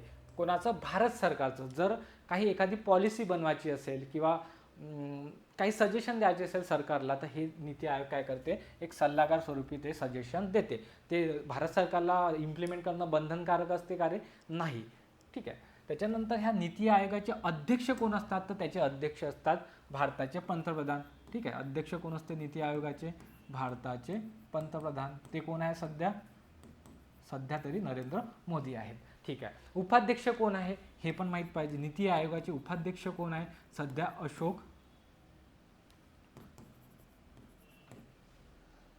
अशोक लाहिरी आहे. ठीक आहे. त्याच्यानंतर तुम्हाला जर असं विचारलं की सध्या CEO कोण आहे, आता बघा CEO हे न्यूजमध्ये आलं त्याच्यामुळेच आपण बाकीच्या गोष्टी घेतलेल्या आहे. सध्या CEO आहे अनुराग जैन, यांची नियुक्ती करण्यात आलेली आहे. हे 1989चे मध्य प्रदेश कॅडरचे IAS अधिकारी आहे, ही गोष्ट लक्षात ठेवायची आहे. याच्या अगोदर कोण होते अनुराग जैनच्या अगोदर? मला कमेंट बॉक्समध्ये तुम्ही सांगा. भारताचे नवे शिक्षण मंत्री, बघा सगळ्यात ज्वलंत मुद्दा आपल्या भारतातला नीट पेपर फुटीच्या बाबतीत. ठीक आहे, आपण त्याच्याबद्दल काही बोलू नये, फक्त एवढं लक्षात ठेवा की ह्या मुद्द्यावर तुम्हाला 2 ते 3 प्रश्न कव्हर झाले पाहिजे. आणि येणार एखादा प्रश्न काय, एक कॉकरोच जनता पार्टी कुठेतरी काहीतरी लिंक केला जाणार. दुसरा नंबरचा प्रश्न, भारताचे माजी शिक्षण मंत्री धर्मेंद्र प्रधान. त्याच्यानंतर भारताचे सद्यस्थितीत जे शिक्षण मंत्री नियुक्त करण्यात आले प्रल्हाद समितीने, प्रल्हाद जोशी आहे. ठीक आहे, ते कव्हर तुम्ही नोट्समध्ये करेक्शन करून घ्या. प्रल्हाद जोशी यांच्यावर प्रश्न विचारल्या जाण्याची दाट शक्यता आहे. त्याच्यानंतर नंदन नीलकेनी समिती, जे ह्या पेपर फुटी झाल्यानंतर हाय टास्क फोर्स स्थापन करण्यात आलं भारत सरकारद्वारे, ते अध्यक्ष, त्यांच्याबद्दल पण आपल्याला बघणे आहे समोर. तर ह्या मुद्द्यावर तुम्हाला लक्षात ठेवायचं आहे. डिटेलमध्ये सांगण्याची गरज नाही. धर्मेंद्र प्रधान यांनी राजीनामा दिला आणि त्यांच्या जागी नवीन आता भारताचे शिक्षण मंत्री आलेले आहे, त्यांचं नाव आहे प्रल्हाद जोशी. ठीक आहे सर. उच्च शिक्षण सचिवपदी कोणाची नियुक्ती करण्यात आली आहे? नरेश पाल गंगवार यांची. भारताचे 3ऱ्या क्रमांकाचे CDS. ठीक आहे, पहिल्या क्रमांकाचे CDS कोण होते? बिपिन रावत. 2019मध्ये CDS नावाचं पद स्थापन करण्यात आलं, चीफ डिफेन्स स्टाफ, म्हणजे तिन्ही दलातून सर्वोच्च एक अधिकारी. मग सर्वोच्च आहे का? तो नाही. हवाई दल, लष्कर दल आणि नौदल या समानातला एक समोरचा आहे तो. ठीक आहे, हे CDS हे पद लक्षात ठेवायचं तुम्हाला. 2019मध्ये स्थापन केलं. भारताचे पहिले CDS कोण होते? बिपिन रावत होते. दुसऱ्या क्रमांकावर कोणाची नियुक्ती करण्यात आली होती? अनिल चौहान यांची नियुक्ती करण्यात आली होती. आणि आता नुकतीच कोणाची नियुक्ती करण्यात आली आहे? NS राजा सुब्रमणी यांची नियुक्ती करण्यात आलेली आहे. ठीक आहे, ह्या पॉईंट्स तुम्हाला लक्षात ठेवायचे आहे. चलो, राष्ट्रीय मानवाधिकार आयोगाचे नवीन महासचिव पदी कोणाची नियुक्ती करण्यात आली? पियुष गोयल यांची. आता बघा, राष्ट्रीय मानवाधिकार आयोग, माझा मोह आवरला जात नाही असे आयोग वगैरे बघितल्यानंतर पण सांगूनच देतो. 12 ऑक्टोबर 1993 रोजी या आयोगाची स्थापना करण्यात आली होती. मी इकडे वारंवार याच्यासाठी बघतोय की ते व्हिडिओचा काही जजमेंट चुकलं नाही पाहिजे म्हणून. ठीक आहे, ब्लर होतोय थोडं, या व्हिडिओमध्ये ॲडजस्ट करून घ्या. ठीक आहे, राष्ट्रीय मानवाधिकार आयोगाचे नवीन महासचिव ठीक आहे ना, पियुष गोयल यांना नियुक्ती करण्यात आलं. राष्ट्रीय मानवाधिकार आयोगाची स्थापना 12 ऑक्टोबर 1993 रोजी. सर, याचे अध्यक्ष महत्त्वाचे आहे. याचे अध्यक्ष कोण आहे रे? राष्ट्रीय मानवाधिकार आयोगाचे सद्यस्थितीत व्ही रामसुब्रमण्यम नावाची व्यक्ती काय करत आहे? या अध्यक्षपदी विराजमान आहे. चलो, राष्ट्रीय गुन्हे अभिलेख विभागाच्या महासंचालकपदी नियुक्ती कोणाची करण्यात आली? अमित गर्ग. बघा, राष्ट्रीय गुन्हे अभिलेख जे विभाग आहे याची स्थापना 1986 मध्ये करण्यात आलेली होती. राष्ट्रीय सांख्यिकी आयोगाच्या अध्यक्षपदी नियुक्ती डॉक्टर सैबल चट्टोपाध्याय. ठीक आहे, 2006 मध्ये C रंगराजन समिती यांच्या अध्यक्षतेखाली समिती बसलेली, त्यांनी हा आयोग स्थापन केला आणि त्याच्या सदस्य अध्यक्ष कोण आहे? डॉक्टर सैबल चट्टोपाध्याय. ओपन AI, जे तुम्ही ChatGPT वापरता, तुम्ही, आम्ही, मी ChatGPT जे वापरतो आपण, त्या ओपन AI कोणी बनवलेलं आहे? ओपन AI नावाच्या कंपनीने बनवलेलं आहे. त्याचे भारताचे व्यवस्थापकीय संचालक, ठीक आहे, मॅनेजिंग डायरेक्टर म्हणतो, MD म्हणतो, त्याची कोणाची नियुक्ती करण्यात आली आहे? प्रभजित सिंग यांची. केंद्रीय प्रत्यक्ष कर महामंडळाच्या अध्यक्षपदी रवी अग्रवाल यांना निवडले. महाराष्ट्र विधान परिषदेचे 17वे उपसभापती म्हणून निवड कोणाची करण्यात आली? सचिन अहिर यांची नियुक्ती करण्यात आली. आणि मला एक गोष्ट सांगा की सध्याचे विधान परिषदेचे सभापती कोण आहे? तर राम शिंदे आहे. मी गोष्ट तुम्हाला विचारली असती, परंतु आपण हे ऑफलाईन पद्धतीने जोडणार म्हणून तुम्हाला सांगू नाही शकत. आपण एखाद्या वेळेस लाईव्ह भेटल्यानंतर क्वेश्चन आन्सरिंग करूयात नक्कीच. महाराष्ट्र समान नागरी कायदा, सगळ्यात ज्वलंत मुद्दा, युनिफॉर्म सिव्हिल कोड, काय कलम आहे? कलम 44 भारतीय राज्यघटनेतली. ठीक आहे, लागू व्हायला पाहिजे की नाही तो एक स्वतंत्र मुद्दा आहे. परंतु आता वेगवेगळे राज्य काय करत आहे, अशा प्रकारचे एक कायदा आणण्याचा प्रयत्न करत आहे. भारतामध्ये सर्वात प्रथम जर कुठे युनिफॉर्म सिव्हिल कोड लागला असेल तर तो कोणता आहे, तर गोवा आहे. भारताच्या स्वातंत्र्याच्या पूर्वीच गोवामध्ये हे लागू होतं. परंतु त्याच्यानंतर वेगवेगळ्या राज्यांनी काय केलं, अशा समिती बसवल्या आणि असे कायदे पारित केले. मग त्याच्यामध्ये उत्तराखंड आहे, गुजरात आहे, ते पण लिस्ट मी तुम्हाला सांगतो. पण पहिलं राज्य गोवानंतरचं, स्वातंत्र्यानंतरचं कोण आहे UCC लागू करणारं, युनिफॉर्म सिव्हिल कोड म्हणजे काय, समान नागरी कायदा, कोण आहे रे, उत्तराखंड राज्य. आणि आता महाराष्ट्र सुद्धा असा कायदा करतो म्हणते, पण त्याच्यासाठी काहीतरी बनवा लागेल ना, ड्राफ्ट विधेयक बनवा लागेल ना. ते कोण, तर रंजना प्रकाश देसाई यांच्याच अध्यक्षतेखाली ही समिती स्थापन करण्यात, उत्तराखंडमध्ये जे बनलेलं आहे समान नागरिक कायदा त्यांच्याच अध्यक्षतेखाली, गुजरातमध्ये त्यांच्याच अध्यक्षतेखाली, महाराष्ट्रामध्ये जो बनणार आहे कायदा त्यांच्याच अध्यक्षतेखाली. पण आपल्याला हे माहीत पाहिजे कोणत्या राज्याने आता पारित केलेलं आहे, लक्षात ठेवायचं आहे. सांगतो मी तुम्हाला समोर. दक्षिण पश्चिम कमांड प्रमुखचे नियुक्ती लेफ्टनंट जनरल मोहित मल्होत्रा यांची करण्यात आली. दिल्लीचे नवनियुक्त पोलीस आयुक्त, चीफ कमिशनर म्हणून नियुक्ती कोणाची करण्यात आली, अनुराग कुमार. आता हे पहा, काही मुलं मग कंप्लेंट करतात, सर सध्या तर पोलीस आयुक्त हे कार्यरत आहे. अरे बाबा, ही जुलै महिन्यातली न्यूज आहे, म्हणून 2 महिन्यांना चेंज होऊ शकते, 1 महिन्यानं चेंज होऊ शकते, 10 महिन्यांना चेंज होऊ शकते. म्हणून ह्या पॉईंट तुम्हाला लक्षात ठेवायचा. सद्यस्थितीत आजच्याच तारखेमध्ये अनुराग कुमार हे तिथे आहे दिल्लीच्या पोलीस आयुक्तपदी. भारत जनगणना 2027च्या ब्रँड अँबॅसेडर, बघा ब्रँड अँबॅसेडर सोडायचे नाही आता, त्याचे कोण आहे, सुदर्शन पटनायक. 2027ची जनगणना आहे, त्याच्यावर सगळे पॉईंट्स मी तुम्हाला एका नेक्स्ट व्हिडिओमध्ये बरोबर प्रॉपर सांगणार आहोत. पॉलिसी बाजारचे ब्रँड अँबॅसेडर अमिताभ बच्चन यांना, दो बूंद जिंदगी के, लक्षात आलं का, त्याचे पण ब्रँड अँबॅसेडर होते ना पोलिओचे. ते त्यांनी म्हणजे मुलांनी घेतलं पाहिजे, पालकांनी दिलं पाहिजे, त्याच्यासाठी त्यांनी भरपूर ॲड्स वगैरे केलेलं आहे. मुंबई उच्च न्यायालयाचे मुख्य न्यायाधीश म्हणून नियुक्ती रवींद्र घोगे. बघा तुम्हाला सांगतो कसं लक्षात राहते, कसे एक एक मार्क आपले वेचत जायचे. आता लेटेस्ट आता हे एका वर्षाच्या अगोदर 2024 की 25मध्ये गट बला की गट कला प्रश्न आला होता की अशी एक कोणती काय म्हणता येईल त्याला, जादूगर होती किंवा ट्रिक मास्टर असं म्हणता येईल, तिला पुरस्कार मिळाला बा म्हणून. तिचं नाव काय होतं, सुहानी शहा म्हणून. आता हा क्वेश्चन जेव्हा मी बघितला तेव्हा डायरेक्ट मला त्याच्याबद्दल नॉलेज नव्हतं, मी कुठं वाचलं नव्हतं, परंतु मी रील्समध्ये बघितलं होतं की अच्छा हे ट्रिक जे आहे, माइंड रीडिंग जे आहे ती त्या पद्धतीनं करते सुहानी शाह. आणि त्याच्यामध्ये ऑप्शन फक्त एकमेव व्यक्ती होते मला माहीत होती की माइंड रिडिंगच्या बाबतीत कोण आहे, तर सुहानी शाह. तिथून मी डायरेक्ट क्लिक केलं. आता अमिताभ बच्चन सगळ्यांना माहिती आहे, दो बूंद जिंदगी की ह्या याच्या रिलेटेड आहे. गुजरातचं जे पर्यटनाच्या बाबतीत त्यांनी भरपूर ॲड्स केलेल्या, ॲड्स केला म्हणजे काय, त्याचं ब्रँड अँबॅसेडर होणे डायरेक्टली. आता पॉलिसी बाजार, आता तुम्ही ॲड्समधून पण आपल्याला एखादा प्रश्न सॉल्व्ह होऊ शकतो. जेव्हा आपण क्रिकेट बघतो त्याच्यामध्ये जे ॲड्स येतात, एखाद्या वेळेस मन लावून बघून घ्यायची. पॉलिसी बाजार, अच्छा तुम्हाला दिसेल अमिताभ बच्चन आता त्या ॲड्समध्ये, ठीक आहे, त्यांचे ब्रँड अँबॅसेडर झालेले आहे म्हणून ॲड्समध्ये दिसतील किंवा वेगळ्या पद्धतीने प्रमोशन करतील. तर मार्क्स कुठूनही मिळू शकते, असं नाही आहे की शुभम लांबट सरांच्याच लेक्चरमधून मार्क्स मिळणार नाही. तुम्ही चालता बोलता कुठे ना कुठे मार्क्स वेचायचा प्रयत्न, पण मी सांगणार मार्ग, मी सांगण्याचा प्रयत्न करणार तुम्हाला. चलो, मुंबई उच्च न्यायालयाचे मुख्य न्यायाधीश सद्यस्थितीत रवींद्र घोगे. चलो, विक्रम साराभाई अंतराळ केंद्राच्या संचालकपदी डॉक्टर UP राजू यांची नियुक्ती केली. एशियाटिक सोसायटी व्यवस्थापन समितीच्या निवडणुकीत विनय सहस्त्रबुद्धे यांनी काय केलेलं आहे, त्यांच्या अध्यक्षपदी निवडले आहे. फिक्कीचे नवीन महासचिव अनंत स्वरूप. HDFC बँकेचे, आता बँकेचे सुद्धा आपण अध्यक्ष वाचत नव्हतो, MPSCचे विद्यार्थी, पण आता आयोगाने आपल्याला मजबूर केलं आहे की तिथपर्यंत पण आपल्याला जावं लागेल. बँकिंगच्या लेवलचे हे प्रश्न आहे, बँकिंगमध्ये विचारले जातात, बँकेचे अध्यक्ष, त्याच्या SSCमध्ये विचारलं जाते. पण आपण सुद्धा आता सुरू करूयात अशा प्रकारे, नेवर नो, आयोग विचारू शकतो. कोण आहे मग HDFC बँकेचे अध्यक्ष, राजीव कुमार.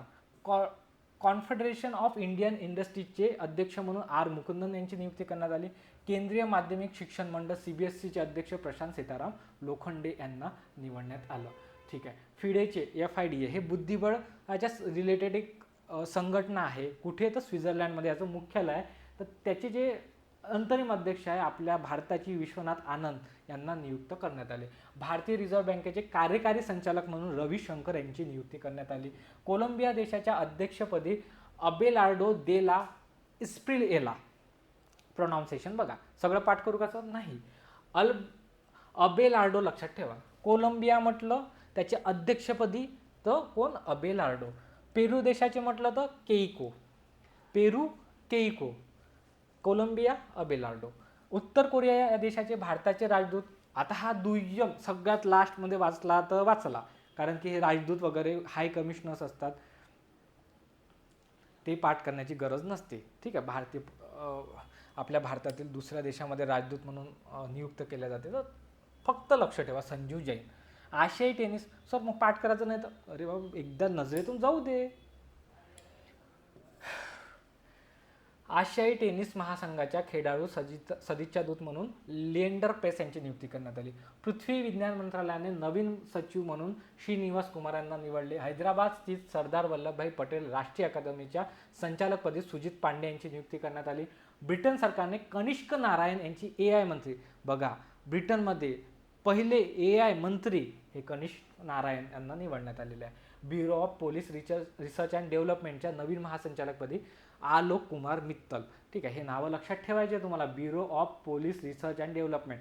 आता काही गरज नाही ही संस्था काय करते काय नाही, फक्त त्याची नियुक्ती आलोक कुमार मित्तल. भारतातील महत्त्वाचे संरक्षण प्रमुख बघून घ्या. ठीक आहे. आता अजित डोवाल तुम्हाला हे माहीत आहे. ठीक आहे. अजित डोवाल कोण आहे रे, आपले राष्ट्रीय संरक्षण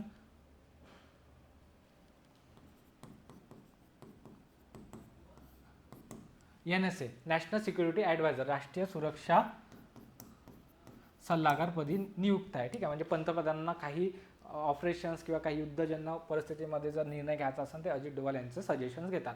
हे एक महत्त्वाची व्यक्ती लक्षात ठेवा. यांचा बघूयात आपण लोकमान्य टिळक पुरस्कारामध्ये 2026 यांना मिळालेला आहे. ठीक आहे. तर हे महत्त्वाचं आहे.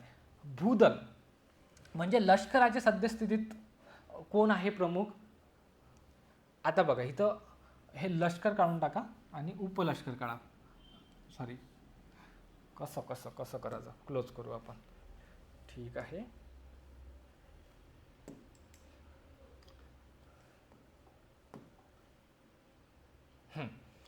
फक्त लक्ष ठेवा मी काय सांगतोय तुम्हाला. इथून फक्त प्रमुख ठेवा आणि इथं फक्त उपप्रमुख ठेवा. ठीक आहे. हे लष्कर शब्द काढून टाका. आता भूदल म्हणजे याला लष्कर म्हणते.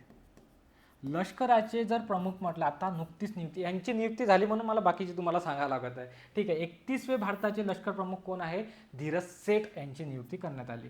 ठीक आहे. 50वे उपलष्कर प्रमुख, हा जो रो आहे ना, हा जो कॉलम आहे ना, हा नाही लक्षात ठेवला तरी चालते, पण ॲटलिस्ट हा रो लक्षात ठेवायचा, हा कॉलम लक्षात ठेवायचा आहे. नौदलाचे प्रमुख कोण आहे, कृष्णा स्वामीनाथन. 27वे, आकडे पण लक्षात ठेवू नका. वायुदल अमरजीत सिंग.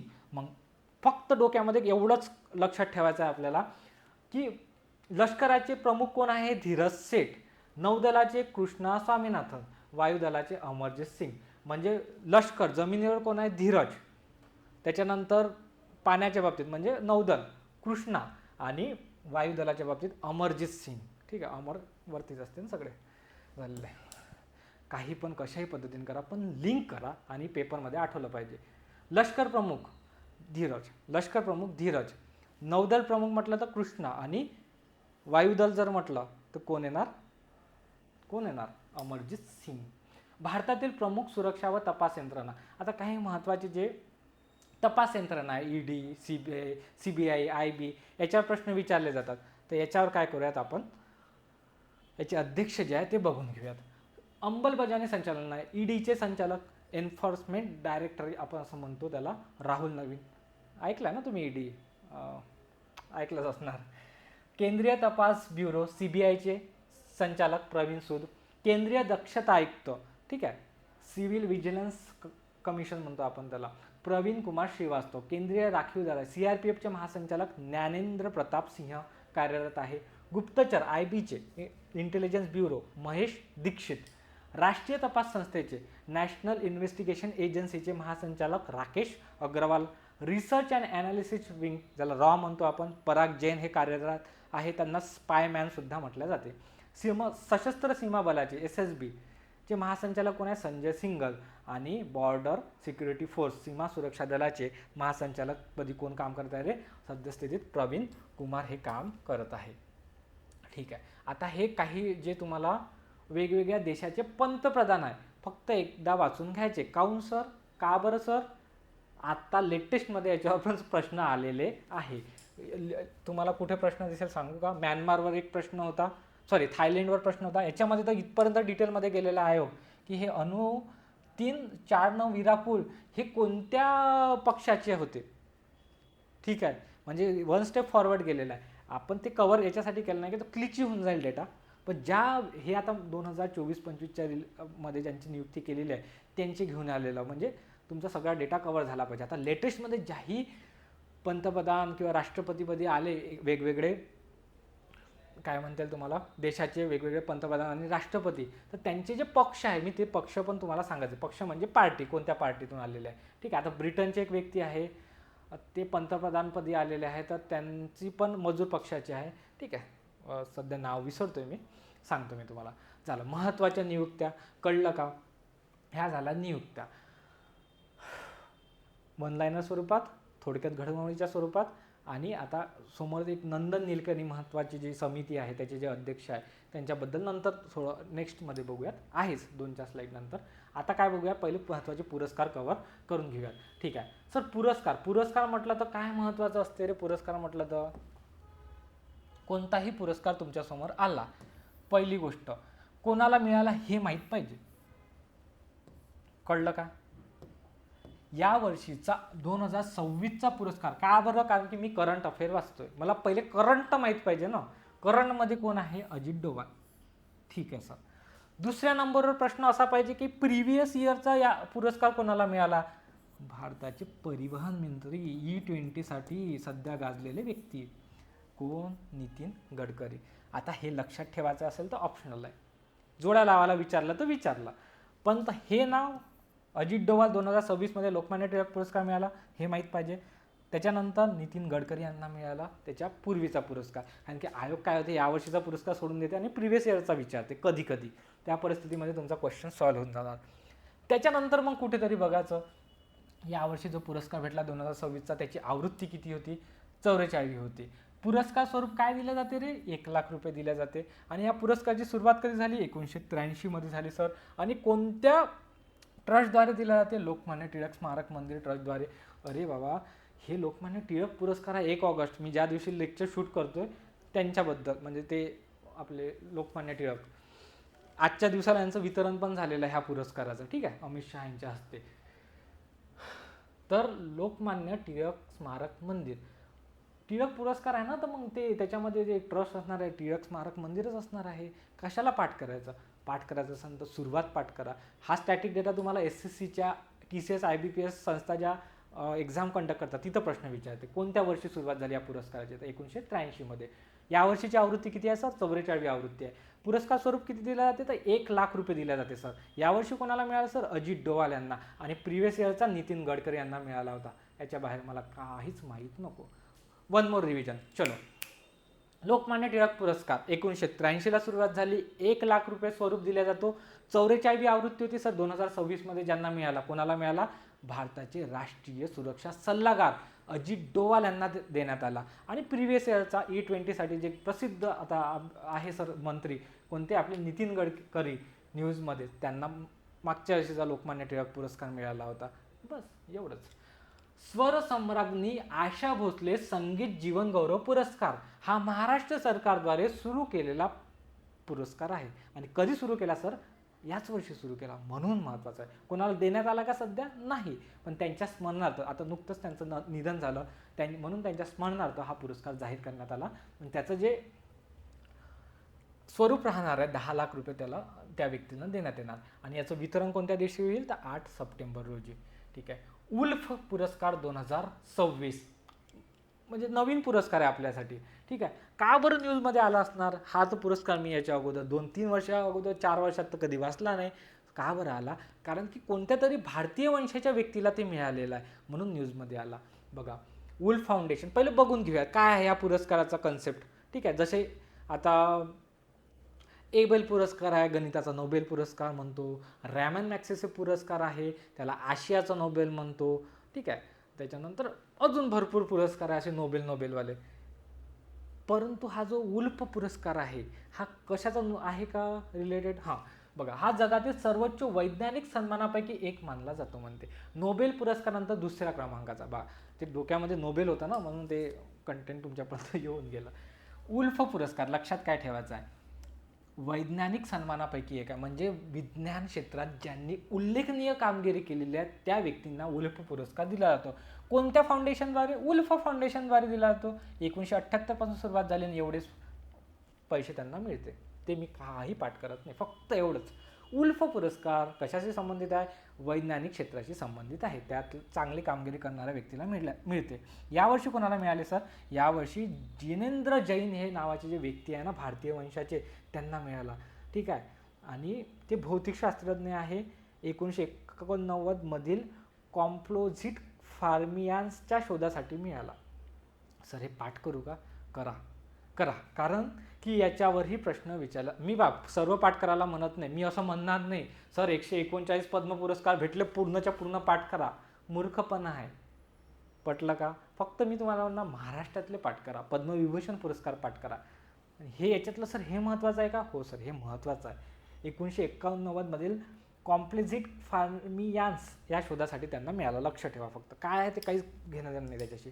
त्यांच्या या संशोधनासाठी फ्रॅक्शनल क्वांटम रिलेटेड काहीतरी त्यांनी शोध लावला. भौतिकशास्त्रज्ञ आहे, भारतीय वंशाचे आहे, जैन आहे ते. त्यांचं नाव काय आहे? जिनेंद्र जैन आहे. त्यांना वुल्फ पुरस्कार मिळाला सर. 72वा हिट क्वेश्चन, याच्यावर प्रश्न पडणार आहे. चलो, काय म्हणते? मुक्काम पोस्ट बोंबिलवाडी. प्रश्न लक्षात ठेवा, येईल त्याच्यावर तुम्हाला. कसा येईल? आता बघा, भारत सरकारद्वारे हे राष्ट्रीय पुरस्कार दिल्या जाते चित्रपट क्षेत्रातल्या उल्लेखनीय कामगिरी करणाऱ्या व्यक्तींना. आता या वर्षीचा जो सर्वोत्कृष्ट चित्रपट कोणता ठरला आहे? आर्टिकल 370. आदित्य जांगळे नावाचे जे त्याचे डायरेक्टर आहेत, त्यांनी हा चित्रपट दिग्दर्शन केलं होतं. सर्वोत्कृष्ट दिग्दर्शक कोण आहे? राजकुमार पेरियासामी. अमरान नावाचे तमिळ चित्रपट आहे, त्या दिग्दर्शनाला मिळाला. अभिनेता लक्षात ठेवायचे 2 आहे अभिनेते, कार्तिक आर्यन आणि मामुटी. हे चंदू चॅम्पियन आणि मामुटी हे ब्रह्मयुगमसाठी तमिळ अभिनेते. अभिनेत्री यामी गौतम आर्टिकल 370साठी. सर्वोत्कृष्ट हिंदी चित्रपट श्रीकांत नावाचा. सर्वोत्कृष्ट मराठी चित्रपट, याच्यावर फोकस करायचा आहे. 100% याच्यावर कुठं ना कुठं प्रश्न पडणार. मुक्काम पोस्ट बोंबिलवाडी नावाचा चित्रपट आहे, दिग्दर्शक परेश मुकाशी. आता ते चित्रपट वगैरे बघण्याची आवश्यकता नाही आहे, फक्त एवढंच लक्षात ठेवा, मुक्काम पोस्ट बोंबिलवाडी याला सर्वोत्कृष्ट मराठी चित्रपट भेटलेला आहे. कशामध्ये? तर 72व्या राष्ट्रीय चित्रपट पुरस्कारामध्ये. नाही, मुलं असतात रे, मी म्हणून सांगतो. का बरं? कारण की चित्रपट वगैरे बघायला म्हणजे भेटला बा, आता मग बघा, आवड आहे म्हणून बघा. पण सध्या पेपर आहे, प्रिपरेशन सुरू आहे, फक्त आपल्याला ते करंट अफेअरच्या दृष्टिकोनातून बघायचं आहे. सर्वोत्कृष्ट बालचित्रपट 35 चिन्हा कथा काढू. सर्वोत्कृष्ट पार्श्वगायक अभय जोधपूरकर आणि सर्वोत्कृष्ट पार्श्वगायिका वैकोम विजयलक्ष्मी. संथाली चित्रपट बघा, का बरं घेतला? कारण की पहिल्यांदा असा संथाली चित्रपटाला राष्ट्रीय पुरस्कार मिळाला. अंगेना नावाचं, त्याचं मिनिंग काय होतं? त्या चित्रपटाच्या टायटलचं अदृश्य असं नाव होते. सर पहिल्यांदा भेटला ना, म्हणून मी तशा सगळ्या भाषांचा सांगितलं का? हिंदी चित्रपटाचा सांगितलं का? सांगितलं ना. आर्टिकल 370. मराठीचा सांगितला का? सांगितला ना. मुक्काम पोस्ट बोंबिलवाडी. पण गुजराती सांगितला का? तमिळ सांगितला का? नाही. त्यांना दरवर्षी भेटतच जाते. परंतु संथाली चित्रपट याला पहिल्यांदा मिळाला ना, नाव लक्षात ठेवायचं, अंगेन. बघा, काही 1 लाइनर्स पुरस्कार आहे, ते पण बघूया. एबेल पुरस्कार, याला गणिताचा नोबेल म्हटलं जाते. गड फ्लॅटिंग्स यांना मिळाला. जल चॅम्पियन अवॉर्ड बिसाती भारत त्यांना देण्यात आला. राजश्री शाहू महाराज. बघा, शाहू महाराजांच्या स्मरणार्थ हा पुरस्कार दिला जातो. 26 जूनला याचं वितरण होते. यावर्षीची 40वी आवृत्ती जी आहे, डॉक्टर जयसिंगराव पवार यांना हा पुरस्कार मिळाला. आणि मागच्या वर्षीचा प्रिव्हियस पुरस्कार हा डॉक्टर जब्बार पटेल यांना देण्यात आला होता. फलोत्पादनातील उत्कृष्ट कामगिरीबाबत कृषी नेतृत्व पुरस्कार गुजरातला देण्यात आला. नरेंद्र मोदी यांनी 16 जून 2026 रोजी ब्रासिलावा येथे स्लोवाकियाच्या राष्ट्रपती पीटर पेलेग्रिनी यांच्या हस्ते स्लोवाकियाचा सर्वोच्च पुरस्कार जो आहे, the order of the white double cross लक्षात ठेवा फक्त, बाकी पाठ करायचे नाही. 35 त्यांना आंतरराष्ट्रीय पुरस्कार केले. पूर्ण पाठ करण्याची गरज पडत नाही आपल्याला, फक्त डबल क्रॉस स्लोवाकिया. त्याच्यानंतर सेशल्सच्या एक भेटला पुरस्कार त्यांना guardian of the blue horizon. मग कीवर्ड पकडायचा. डबल क्रॉस कुठं? स्लोवाकिया. ब्ल्यू हॉरिझॉन म्हटलं तर कोणत्या देशाचा सर्वोच्च पुरस्कार भेटला? नरेंद्र मोदी यांना सेशल्स देशाचा. नरेंद्र मोदी यांचे नेतृत्व आणि भारत इंडोनेशियाचा व्यापक सामरिक भागीदारी मजबूत करण्यासाठी बजावलेल्या भूमिकेबद्दल त्यांना इंडोनेशियन सरकारने बितांग आदिपूर्ण नावाचा पुरस्कार दिला.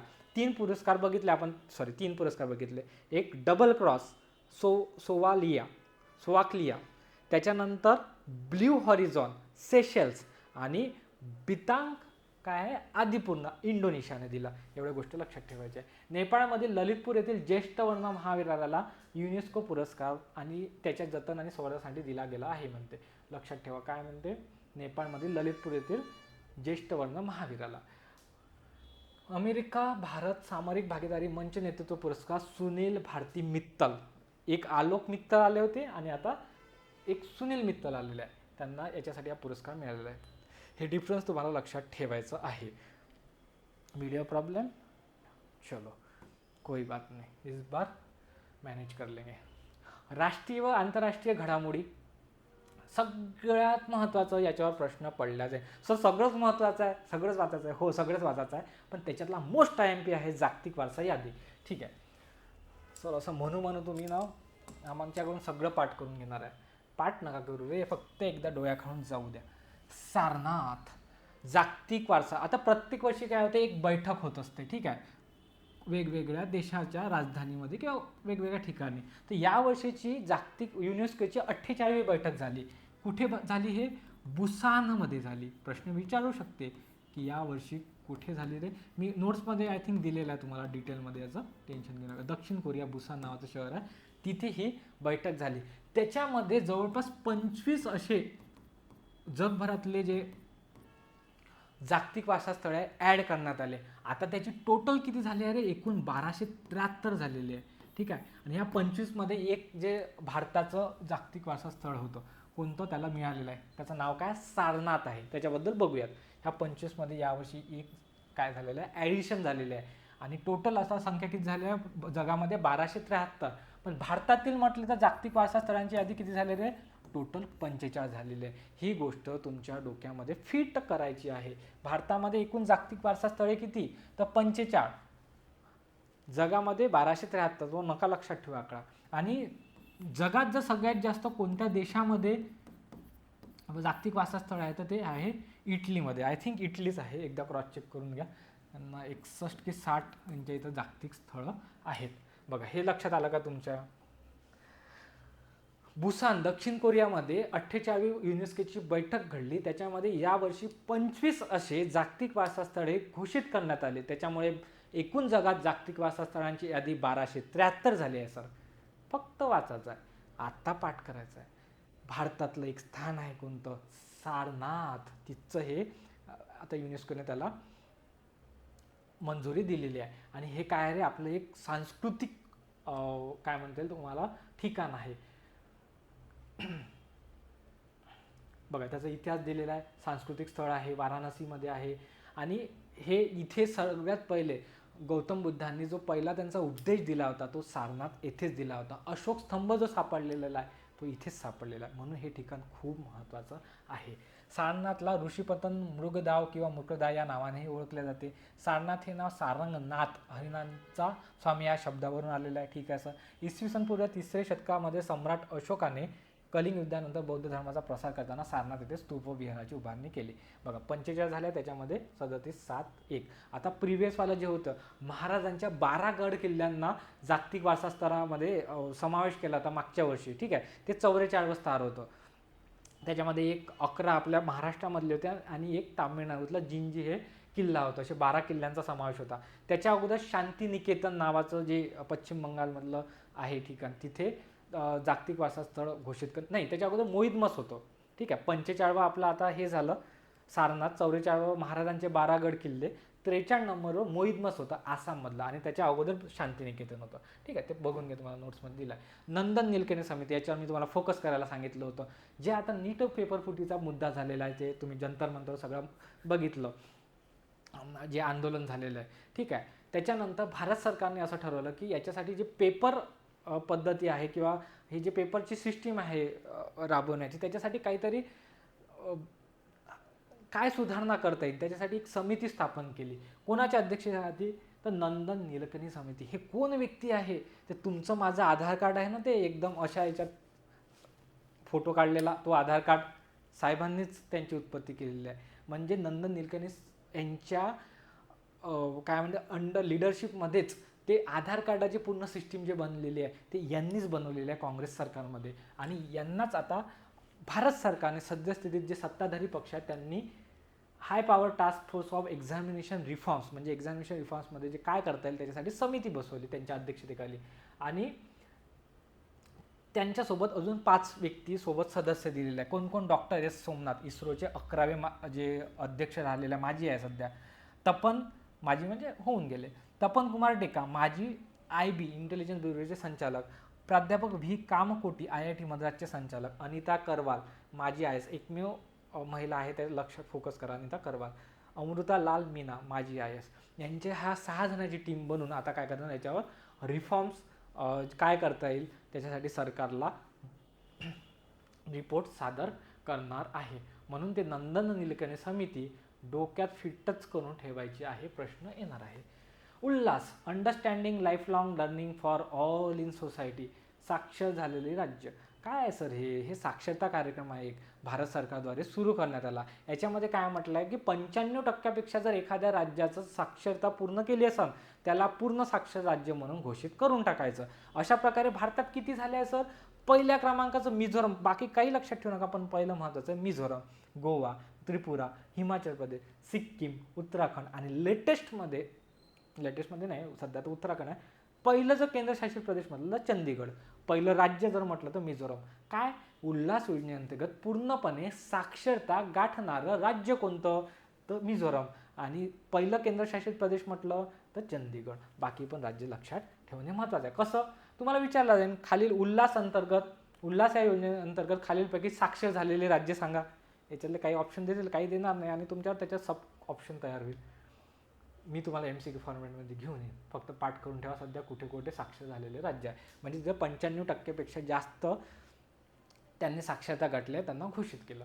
पूर्व आशिया शिखर परिषद 14 डिसेंबर 2005 रोजी याची स्थापना झाली. याची 19 सदस्य आहे. आवृत्ती 16वी आहे. यावर्षी कुठे झाली रे? मनिला, फिलिपाईन्समध्ये झाली. नॅव्हिगेशन अवर फ्युचर टुगेदर हे त्याचं थीम होती. महाराष्ट्र सरकारने भारतातील असं पहिलं राज्य झालेलं आहे ज्यानं बायोप्लॅस्टिक धोरण जे आहे ते सुरू केलेलं आहे. ते कोण आहे? ते आपलं महाराष्ट्र सरकार आहे. त्यांचा उद्देश काय? जवळपास 1 लाख रोजगार निर्मिती करायची आहे. मुख्य उद्देश काय? ऊस, मका, साबुदाणा, बटाटा, शेवाळ यासारख्या जैविक स्रोतापासून तयार करून बायोप्लॅस्टिक उद्योजकांना प्रोत्साहन देणे. नवीन टेक्नॉलॉजी वापरायची आहे. 25,000 कोटी गुंतवणूक आकर्षित करून 1 लाख रोजगार निर्मिती करणे. सगळ्या ह्या गोष्टी तुम्ही त्या नोट्समध्ये वाचून घ्या. फक्त एवढं लक्षात ठेवा की बायोप्लॅस्टिक धोरण राबवणारे भारतातील पहिले राज्य कोणते आहे? तर महाराष्ट्र राज्य आहे सर. चलो क्रीडा घडामोडी बघूयात. सर्वात हिट यावर प्रश्न कुठे ना कुठं कशा ना कशा पद्धतीनं विचारला जाऊ शकते, म्हणजे शकतेच.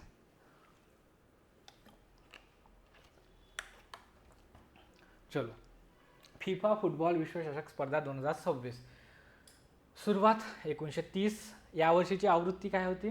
23वी होती. कुठे आयोजन करण्यात आलं होतं? अमेरिका, कॅनडा आणि मेक्सिकोमध्ये. हे बघा, हे 3 जे कार्यकर्ते आहे ना, हे क्लच, मेपल, झायू हे शुभंकर होते. त्याला मॅस्कोट म्हणतो आपण, मॅस्कोट म्हणतो. ठीक आहे. 11 जून ते 19 जुलै या दरम्यान पार पडली. एकूण सहभागी संघ किती होते याच्यामध्ये? तर 48 होते.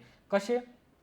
बघा, 48 संघ होते. या 48 संघाचे 12 गट पाडले होते. ठीक आहे. आणि प्रत्येक गटात काय होते रे? 4 संघ होते. असे 4 संघ असे किती गट झाले? 12 गट झाले.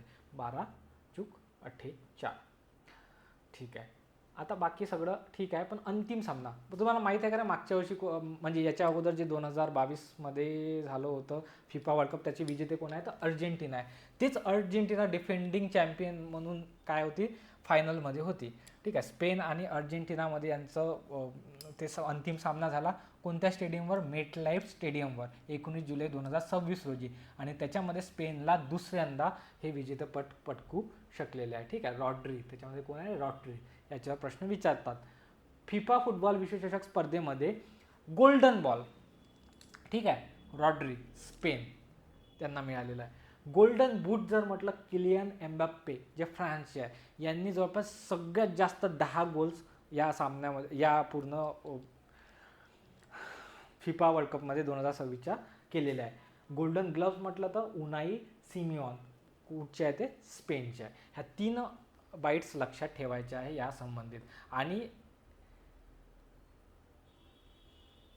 ठीक आहे, आणि तुम्हाला नोट्समध्ये हे पण दिलेलं आहे की कोणत्या वर्षी कोणत्या संघाने किती विजेतेपद पटकवलेलं आहे. ठीक आहे, मला आय थिंक बघू द्या आहे का, नसेल तर मी तुम्हाला अवेलेबल करून देतो.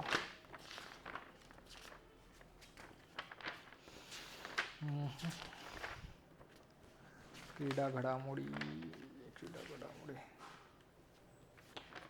यस, आतापर्यंतचे फिफा विजेते संघ सगळे दिले. सगळ्यात जास्त ब्राझीलला मिळालेल्या 5 वेळा, तर ते त्याच्यात इन्क्लूड आहे, नोट्समध्ये वाचून घ्या.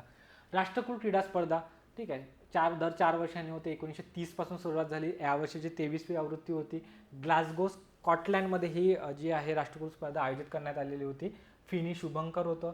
भारताचे महत्त्वाचं आहे, आता बघा हे 2 ऑगस्टला संपणार आहे, म्हणून मी याच्यामध्ये तुम्हाला काय दिसते पूर्ण डिटेलमध्ये आणलेलं नाही. कोणत्या मीराबाई चानू यांनी 3 दिवस त्यांचा 48 वयोगटामध्ये त्यांचा चॅम्पियनशिप, काय म्हणते त्याला, थोडं विसरतो आम्ही, वेटलिफ्टिंगमध्ये त्यांनी 48 वयोगटात त्यांना यायचं होतं. 3 दिवस उपाशी झाले होते ह्या स्पर्धेसाठी, त्या गटात येण्यासाठी, वजन वाढायला नको पाहिजे म्हणून. ठीक आहे, मी सगळे ते लिस्ट घेऊन येणार, कोणाला सुवर्णपद भेटलं, कोणाला रौप्यपद भेटलं. फक्त आता 2 ऑगस्टला हे संपू द्या, तसे मी टेलिग्रामवर पोस्ट पण करून टाकतो. पण हे पूर्ण झाल्यानंतर नेक्स्ट व्हिडिओमध्ये तुम्हाला प्रॉपर याचं डिटेल दिसणार आहे. फक्त आतापुरतं लक्षात ठेवा, भारताचे ध्वजवाहक मीराबाई चानू होत्या आणि मशालधारक म्हटलं तर लवलीना बोर्गो यांच्या बॉक्सिंग या खेळाच्या संबंधित आहे. ICC महिला T20 क्रिकेट विश्वचषक 2026 यावर्षीचं कोणी जिंकलं रे? ऑस्ट्रेलिया संघाने जिंकलं. कुठे झाली? हे इंग्लंडमध्ये झाली. 10वी आवृत्ती होती. उपविजेता संघ इंग्लंड होता. बघा थोडं मिसमॅच झालं, ते जे मी तुम्हाला म्हटलं इथे आहे ते 5 वेळा जिंकलेला फिफा वर्ल्ड कप. कोण? ब्राझील.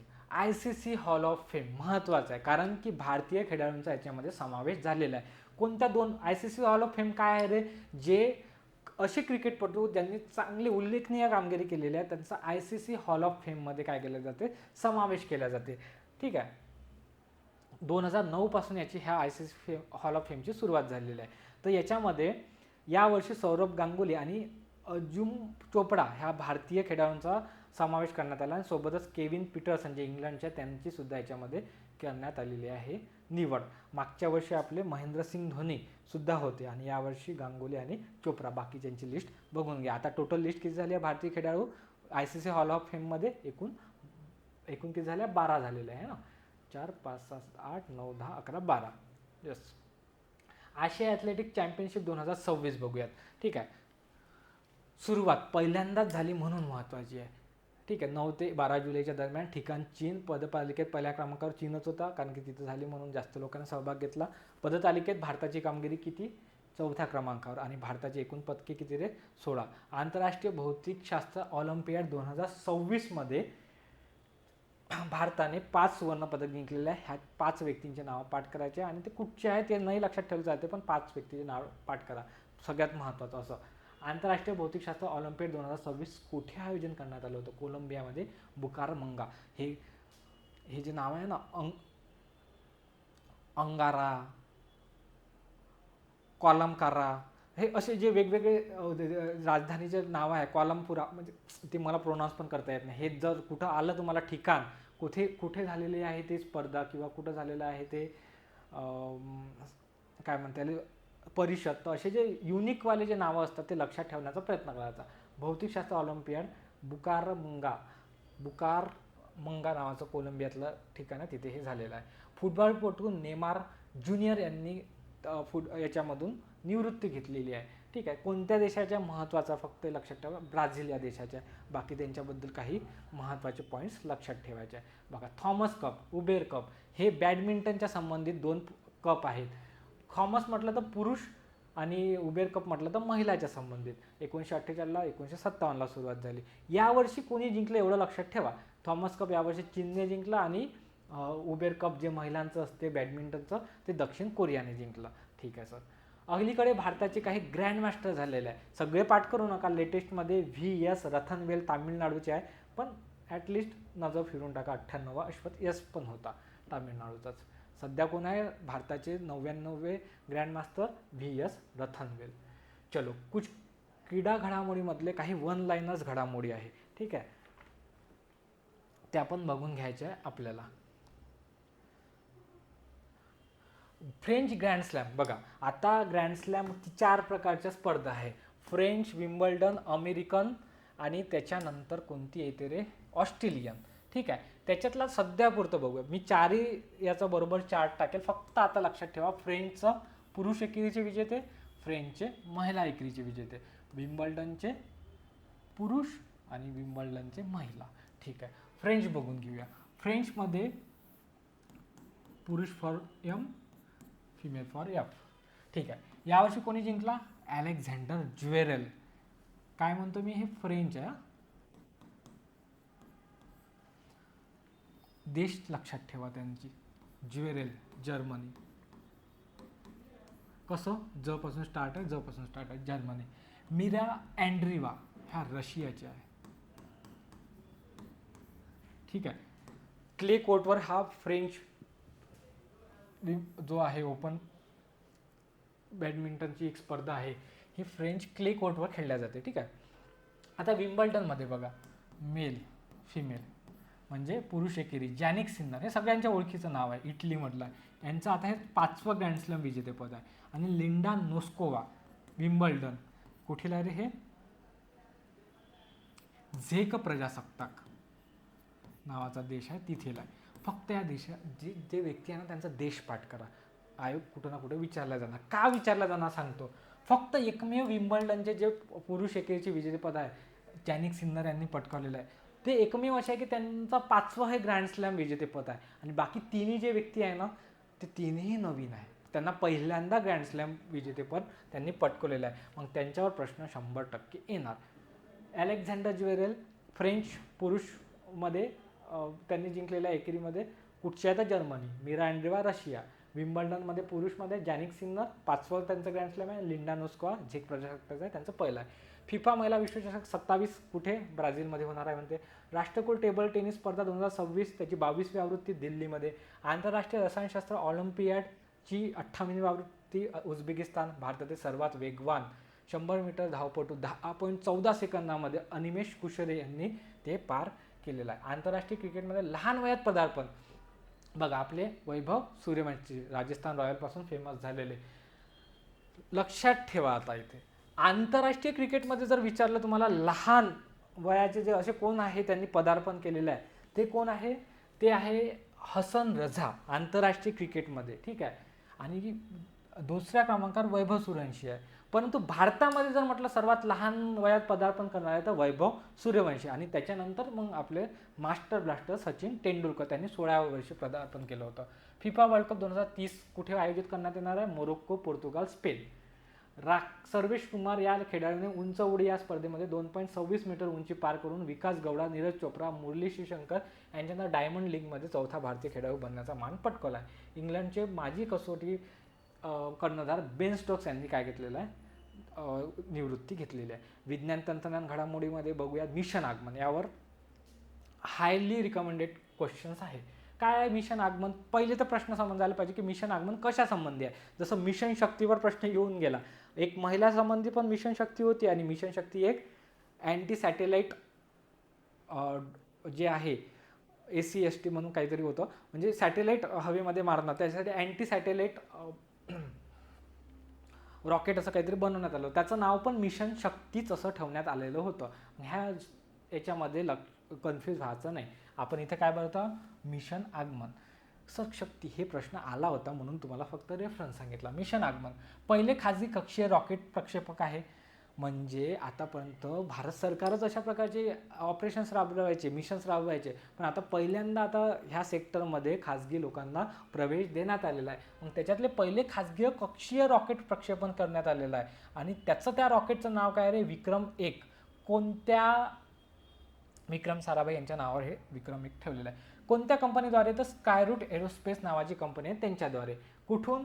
तर जे सतीश धवन सेंटर आहे, ठीक आहे, श्रीहरिकोटाचं, तिथून हा रॉकेट प्रक्षेपित करण्यात आलेला आहे. आणि कोणत्या दिवशी? तर 18 जुलै 2026. एवढंच लक्षात ठेवा, मिशन आगमन कशासंबंधी आहे? रॉकेट प्रक्षेपणासंबंधी आहे. पहिलं खाजगी रॉकेट प्रक्षेपण करण्यात आलं. कोणत्या कंपनीने? स्कायरूट एरोस्पेस नावाच्या कंपनीने. आणि त्या रॉकेटचं नाव खूप महत्त्वाचं आहे, विक्रम-1. बोहर नावाचा उपग्रह आहे, त्याचा बीटा वोल्टेक ऑर्बिटल हाय रिलायबिलिटी नाव आहे त्या उपग्रहाचं. कशासाठी आहे? तर जगातील पहिला शक्तीवर चालणारा हा उपग्रह आहे म्हणते. कोणत्या कंपनीनं तयार केला? हे स्पेसएक्स नावाची कंपनी आहे, इलॉन मस्क, त्यांनी तयार केला.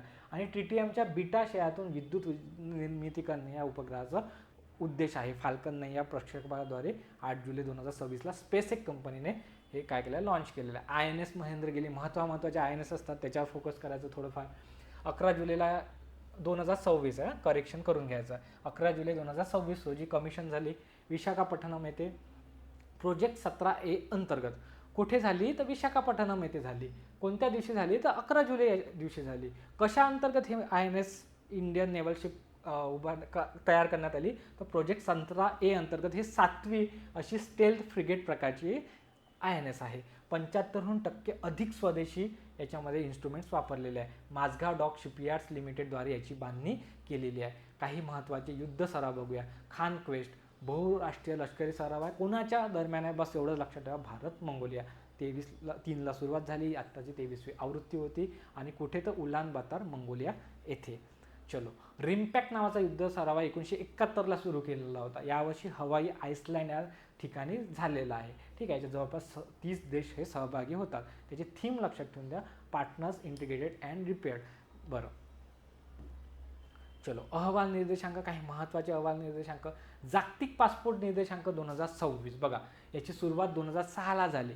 हेनले अँड पार्टनर्स नावाची संस्था ही अहवाल प्रकाशित करते. आणि आता बघा, अहवाल जर म्हटलं ना तुम्हाला, तर अहवालामध्ये पहिले जे देश असतात त्याच्यामधलं सुद्धा काय पाठ करायचं? पहिलंच देश पाठ करायचं. 3 नाही पाठ केले तरी चालते. पहिलं कोण आहे या क्रमवारीत? स्वीडन आहे, ज्याने पासपोर्टमध्ये चांगली कामगिरी केली आहे. म्हणजे ह्या देशाचे जास्तीत जास्त असे म्हणजे ह्या देशातील नागरिक हे जास्तीत जास्त ठिकाणी विजामुक्त प्रवास करू शकतात. आणि शेवटचं सगळ्यात खराब कामगिरी कोणाची आहे? तर अफगाणिस्तान या देशाची आहे. भारताचा क्रमांक किती आहे? 125वा आहे या पासपोर्ट निर्देशांकामध्ये. म्हणजे जवळपास त्याच्यामध्ये 57 असे देश आहे आपल्या इथे, आपल्या भारतामध्ये. म्हणजे भारतातले नागरिक अशा 57 देशामध्ये विजामुक्त प्रवेश करू शकतात. ते नाव मी लक्षात ना काढू, 57 फक्त सांगतोय मी तुम्हाला. 125वा क्रमांक आहे ह्या लिस्टमध्ये. एक अजून निर्देशांक असतो पासपोर्ट संबंधी, हेनले पासपोर्ट निर्देशांक, ठीक आहे. याच्यामध्ये भारताचा क्रमांक किती आहे? तर 80वा आहे. जेव्हा केव्हा तो राबवण्यात येईल तेव्हा तुम्हाला मी सांगतोच. शाश्वत विकास अहवाल, याच्यावर फ्रिक्वेंटली 1-2 वर्षाच्या आड प्रश्न विचारला जातो. SDG सस्टेनेबल डेव्हलपमेंट गोल्स, जे 2015 पासून सुरुवात झाली, ज्यांनी MDGची जागा घेतली, ठीक आहे. मिलेनियम डेव्हलपमेंट गोल्स, सहस्त्र विकास लक्ष्य ज्याला म्हणतो, ते 8 होते. ते एक्सपायर झाले 2015 मध्ये. एक्सपायर म्हणजे ते त्यांनी नवीन आणण्याचं ठरवलं. SDG आली त्याच्या जागी. सस्टेनेबल डेव्हलपमेंट गोल, शाश्वत विकास ध्येय म्हणतो आपण त्याला, ठीक आहे. किती आहे शाश्वत विकास ध्येय? तर एकूण 17 आहे. लक्ष्य नाही, मग गोल्स म्हणतो मी, ध्येय, ठीक आहे. 17 आहेत. तर ह्या सर्व याच्यामध्ये कामगिरी करणारा जे देश आहे त्यांचा हा रिपोर्ट असते. त्याच्या हा रिपोर्ट कोण जाहीर करते? तर सस्टेनेबल डेव्हलपमेंट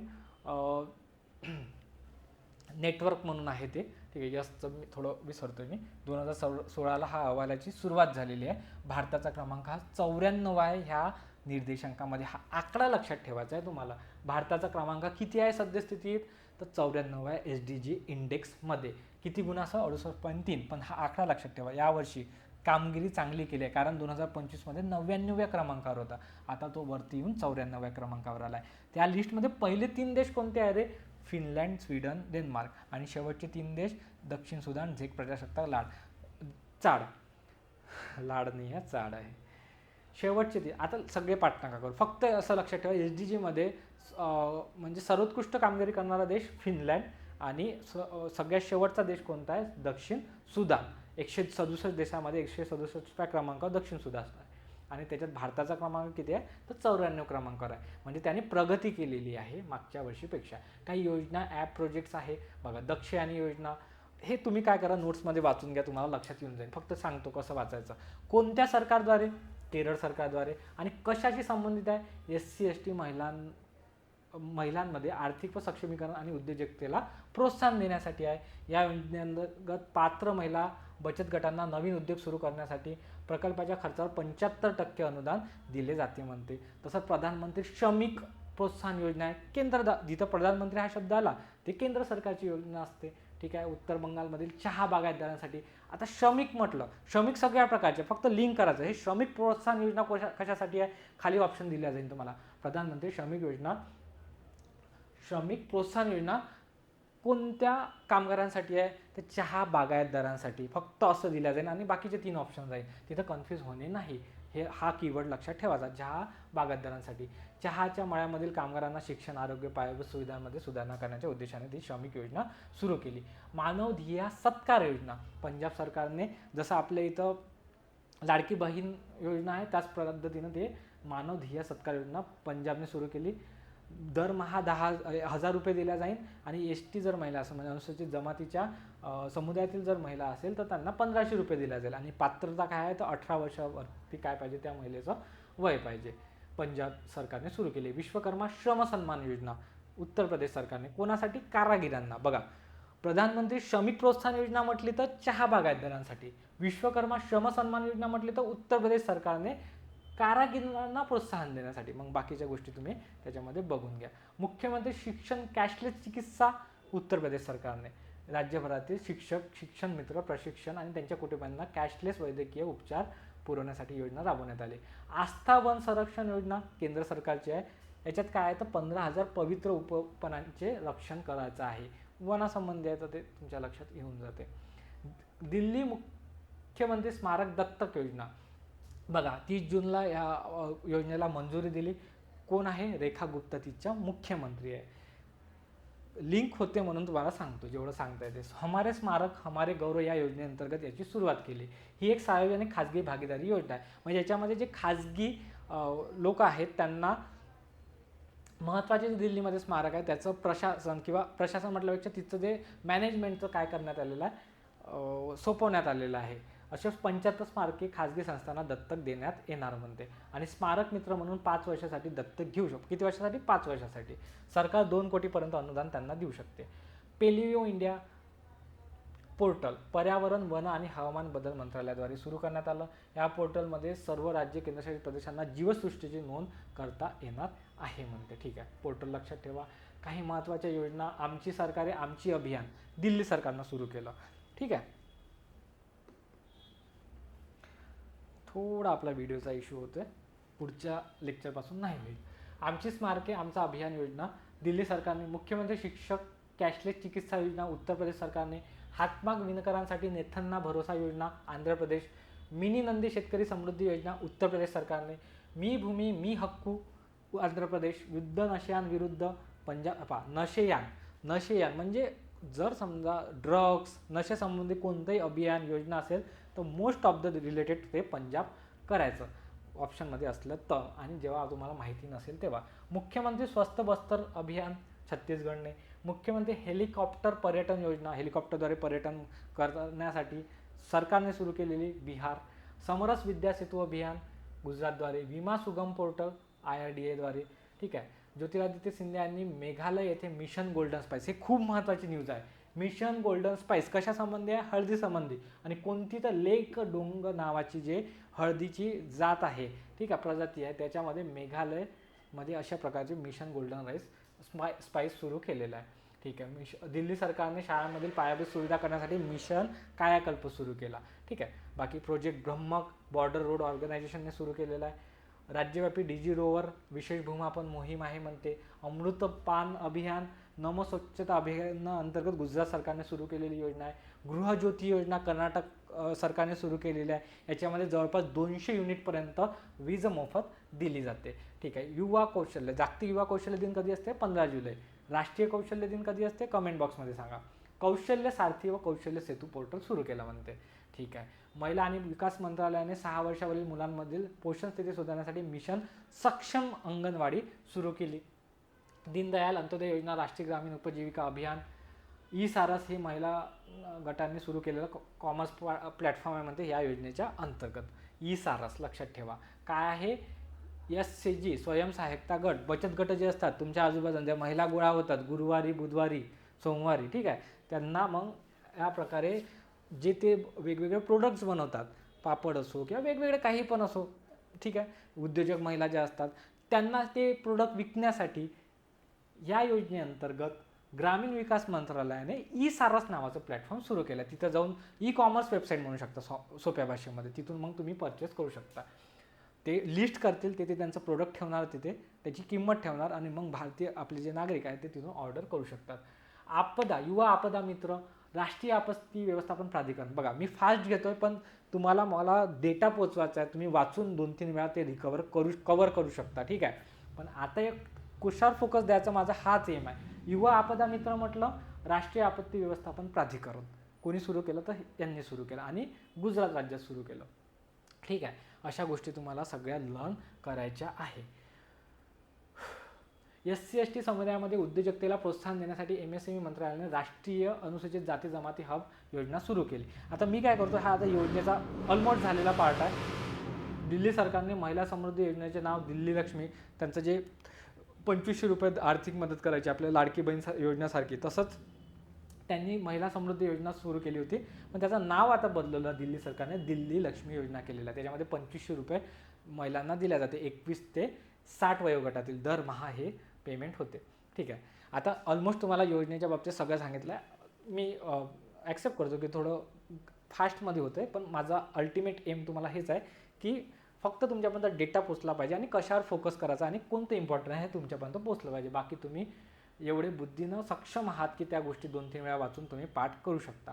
तीजनबाई, निधन वार्तामधल्या फक्त काय पाठ करायचं रे, निधन दिनांक पाठ करायचं, त्याच्यानंतर ते कोणत्या क्षेत्राशी संबंधित आहे, त्यांची ओळख काय आहे आणि किंवा त्यांना मिळालेले जे पुरस्कार आहे त्याच्या संबंधी आपल्याला थोड्याफार गोष्टी माहीत पाहिजे, त्यांना कोणते कोणते पुरस्कार मिळालेले आहे, ठीक आहे. आणि महत्त्वाच्या व्यक्तींच्याच ते निधन वार्तातल्या ह्या गोष्टी पाठ करायच्या. एखाद्या व्यक्तींची कोणत्या कारणामुळे निधन झालेलं आहे ते सुद्धा पाठ करणे महत्त्वाचं असते, ते सांगतोच मी तुम्हाला. बघा आता याच्यामध्ये मी तुम्हाला कशा पद्धतीनं प्रिपेअर करायला सांगितलेलं आहे.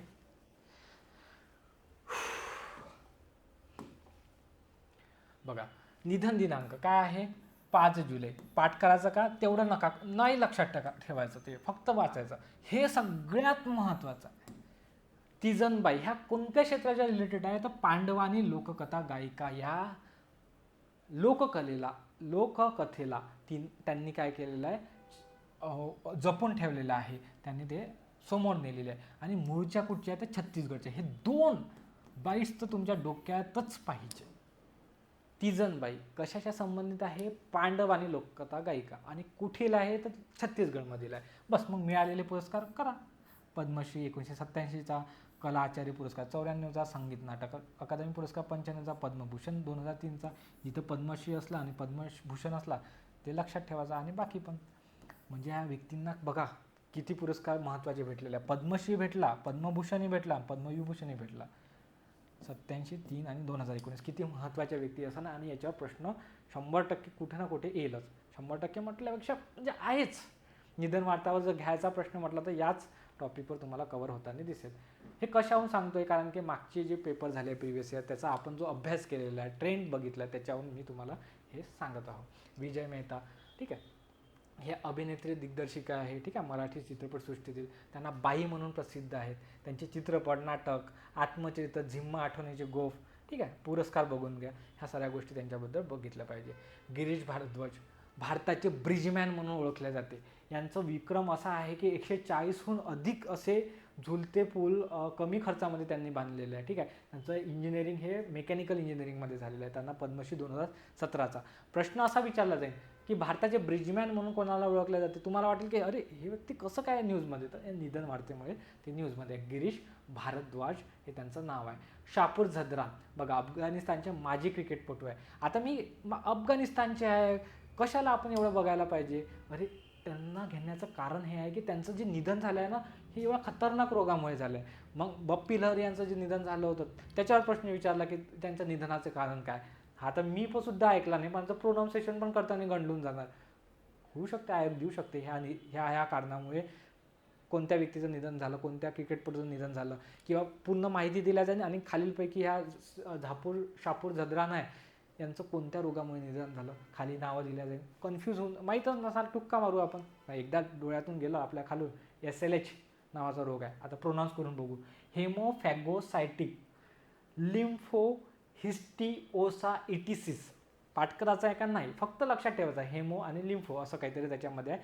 ह्या कारणामुळे त्यांचं निधन झालेलं आहे. आणि या रोगाचं काय आहे, रोगामध्ये तर रोगप्रतिकार प्रणाली अतिसक्रिय होऊन शरीरातील निरोगी ऊती आणि अवयवावर उलट हल्ला करते. आपली जी इम्युन सिस्टीम असते, इम्युन सिस्टीममध्ये जे चांगलेवाले जे सैनिक आहे आपले, बाहेरून समजा एखादा अँटीजन आला किंवा एखादा काय म्हणतात जीवाणू आला जो तुम्हाला घातक असू शकतो तुम्हाला त्या सिस्टीमला, तर त्याला काय करते, आपले जे इम्युन सिस्टीममधले रोगप्रतिकारक प्रणाली डिफेन्स करते आणि त्याला जर शक्य असेल तर तिथूनच हाताळून बाहेर फेकून देते.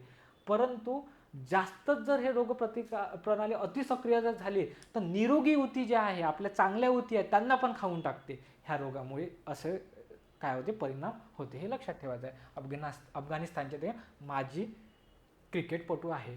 डॉक्टर कुमार सप्तर्षी गांधीवादी कार्यकर्ते, समाजवादी विचारवंत आहे, युवक क्रांती दलचे संस्थापक आहे आणि त्यांचं पुस्तक महत्त्वाचं आहे, एरवडा विद्यापीठातील दिवस. आता बघा काही वन लाईनर घडामोडी आहे, चलो देख लेंगे क्या है. जागतिक कृत्रिम बुद्धिमत्ता संघटनेचे मुख्यालय, नवीन संघटना स्थापन झाली चायनामध्ये, त्याचं काय आहे मुख्यालय आहे शांघाई. आसियान शिखर परिषद 48 झाली, कुठे पार पडली रे, फिलिपाईन्समध्ये पडली. जागतिक AI शिखर परिषद 2027चे आयोजन स्वित्झर्लंडमध्ये करण्यात आलं. पूर्व आशिया शिखर परिषद मनिला, आपण घेतलं नाही का मग अशी 16वी आवृत्ती ते. हिंदी महासागर परिषद मॉरिशियस. नाटो कोणती, ज्याच्यामुळे युक्रेन रशियाचं युद्ध सुरू आहे ती नाटो, त्याची 36वी आवृत्ती तुर्की या देशामध्ये झाली. पिच ब्लॅक भारतातील पहिला भूश औष्णिक ऊर्जा प्रकल्पाचे उद्घाटन. नाही हे पिच ब्लॅक काय आहे, थोडं इथं कन्फ्युजन झालेलं आहे, मी तुम्हाला याचं करेक्शन टेलिग्रामवर टाकून देईल. पिच ब्लॅक 2026 हा युद्ध अभ्यास आहे भारत आणि ऑस्ट्रेलिया दरम्यानचा. बघा हवाई दल सराव आहे भारत ऑस्ट्रेलिया दरम्यानचा, इथं पाहिजे होतं. ठीक आहे, इथं करेक्शन इथेच सांगून देतो तुम्हाला, थोडं टायपिंग करताना मिस्टेक झालेली आहे. पिच ब्लॅक 2026 इथे ॲड करायचा. ठीक आहे, आणि पिच ब्लॅक 2026 हवाई दल सराव हा भारत ऑस्ट्रेलिया दरम्यान झाला आणि फक्त भारतातील पहिला भूऔष्णिक ऊर्जा प्रकल्प कुठे आहे तर लडाख येथे. हे समजून घ्या थोडंसं. मुख्यमंत्री युवा सहयोग मंच राजस्थानने सुरू केलं. सर्व शाळांमध्ये वंदे मातरमचे संपूर्ण गायन बंधनकारक करणारं राज्य त्रिपुरा आहे. उत्तराखंडची पहिली भौगोलिक संकेत GI काय म्हणतो आपण, जॉग्राफिकल, सांगा बरं मला. बघा तुम्हाला शिकवता GIचा लॉंग फॉर्म पण विसरतोय मी. GI टॅग म्हणतो आपण, जिओलॉजिकल, सांगा कमेंट बॉक्समध्ये. उत्तराखंडची पहिली भौगोलिक संकेत उत्पादनाची गॅलरी हल्द्वानी. आता GI टॅग मिळालेला आहे बघा आपल्या महाराष्ट्रामधल्या लोणावळ्यामधल्या चिक्कीला आणि माहूरगडची जे तांबूल आहे त्याला. ठीक आहे, GI आयचा संकेत म्हणजे काय असेल. ठीक आहे, एरो इंडिया 2027 आवृत्ती 16वी कोण आहे, सॉरी कुठं आयोजित झाली, कर्नाटकमध्ये. पिच ब्लॅक हवाई दल सराव, सांगितलं करेक्शन, भारत ऑस्ट्रेलिया दरम्यान. ब्रिक्सची आरोग्यमंत्र्यांची बैठक ही 16वी बैठक चंदीगडमध्ये झाली. भारत नवीकरणीय ऊर्जा शिखर परिषद आणि प्रदर्शनी 26चे यजमान शहर कोण आहे रे, नवी दिल्ली आहे. ठीक आहे, ब्रिक्स ट्रेड युनियन फोरमची शिखर परिषद हैदराबाद येथे झाली. महिला कार्यकर्ते जी आहे ब्रिक्सची यांची बैठक कोची येथे झाली. राष्ट्रीय गव्हर्नन्स सगळ्यात महत्त्वाची 29 आवृत्ती कुठे झाली तर जयपूर या ठिकाणी झालेली आहे. सर्वात जास्त GI टॅग कोणत्या राज्यातील बघूनच घेऊया आपण, काय करूया कन्फ्युजन ठेवूच नाही. ज्या गोष्टी आपल्याला असं वाटते की माहीत असायला पाहिजे ते बघूयाच आपण. GIचा लॉंग फॉर्म काय होते सरांना येत नाही बघा. Geographical indications. ठीक आहे, जिओग्राफिकल इंडिकेशन भौगोलिक संकेत असं म्हटलं जाते. तर सर्वात जास्त कुठे आहे रे GI टॅग, उत्तर प्रदेशमध्ये आहे. ठीक आहे. अखिल भारतीय औद्योगिक म्हणजे त्या तिथच्या वस्तूंना खाद्यपदार्थांना सगळ्यात जास्त मिळालेलं आहे. अखिल भारतीय औद्योगिक उत्पादन IIP म्हणतो का, औद्योगिक उत्पादन निर्देशांक, त्याच्यामध्ये आधारभूत वर्ष कोणतं सिलेक्ट करण्यात आलं आहे 2022-23. गोल्डमन समिती आहे कशा संबंधित तरी आधारभूत वर्षासंबंधित आहे. ठीक आहे.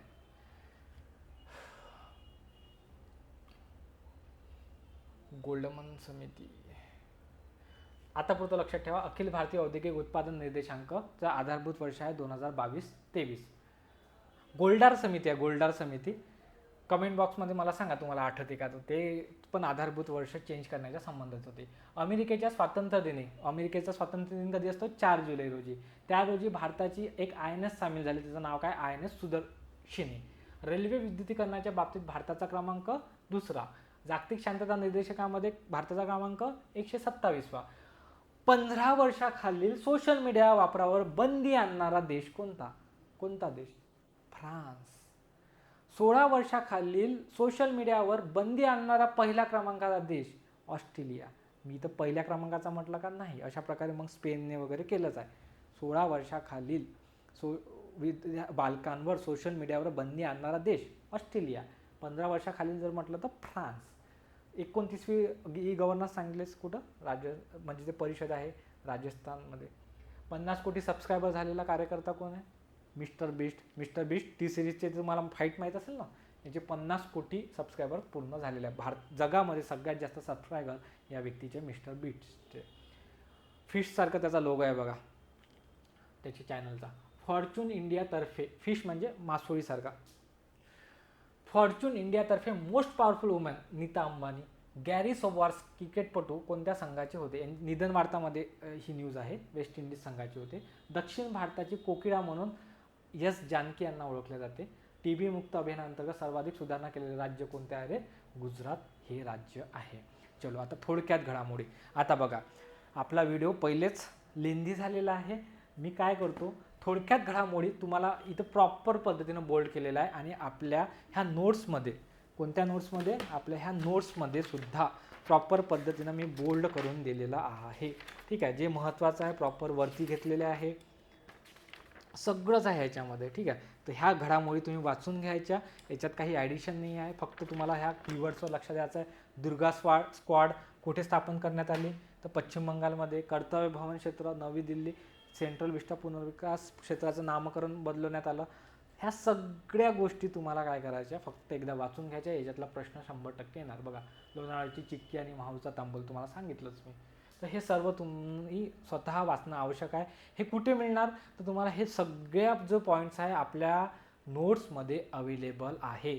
तिथे जायचं. ज्यांना नोट्स हँडरिटन नोट्स काढतायत त्यांनी हँडरिटन काढा. ठीक आहे. आणि किंवा त्यांना नोट्समध्ये जर पाहिजे असेल तर फ्री ऑफ कॉस्ट देतो मी, ते नोट्स तुम्ही माझ्याकडून मागून घ्या. तुम्हाला त्याच्यामध्ये सगळ्या गोष्टी हे दिलेल्या आहे. म्हणजे तुमचा बघा जुलै महिन्याचं कोणतीच घडामोडी सुटत नाही जर एवढ्या जर घडामोडी तुम्ही वाचल्यात तर.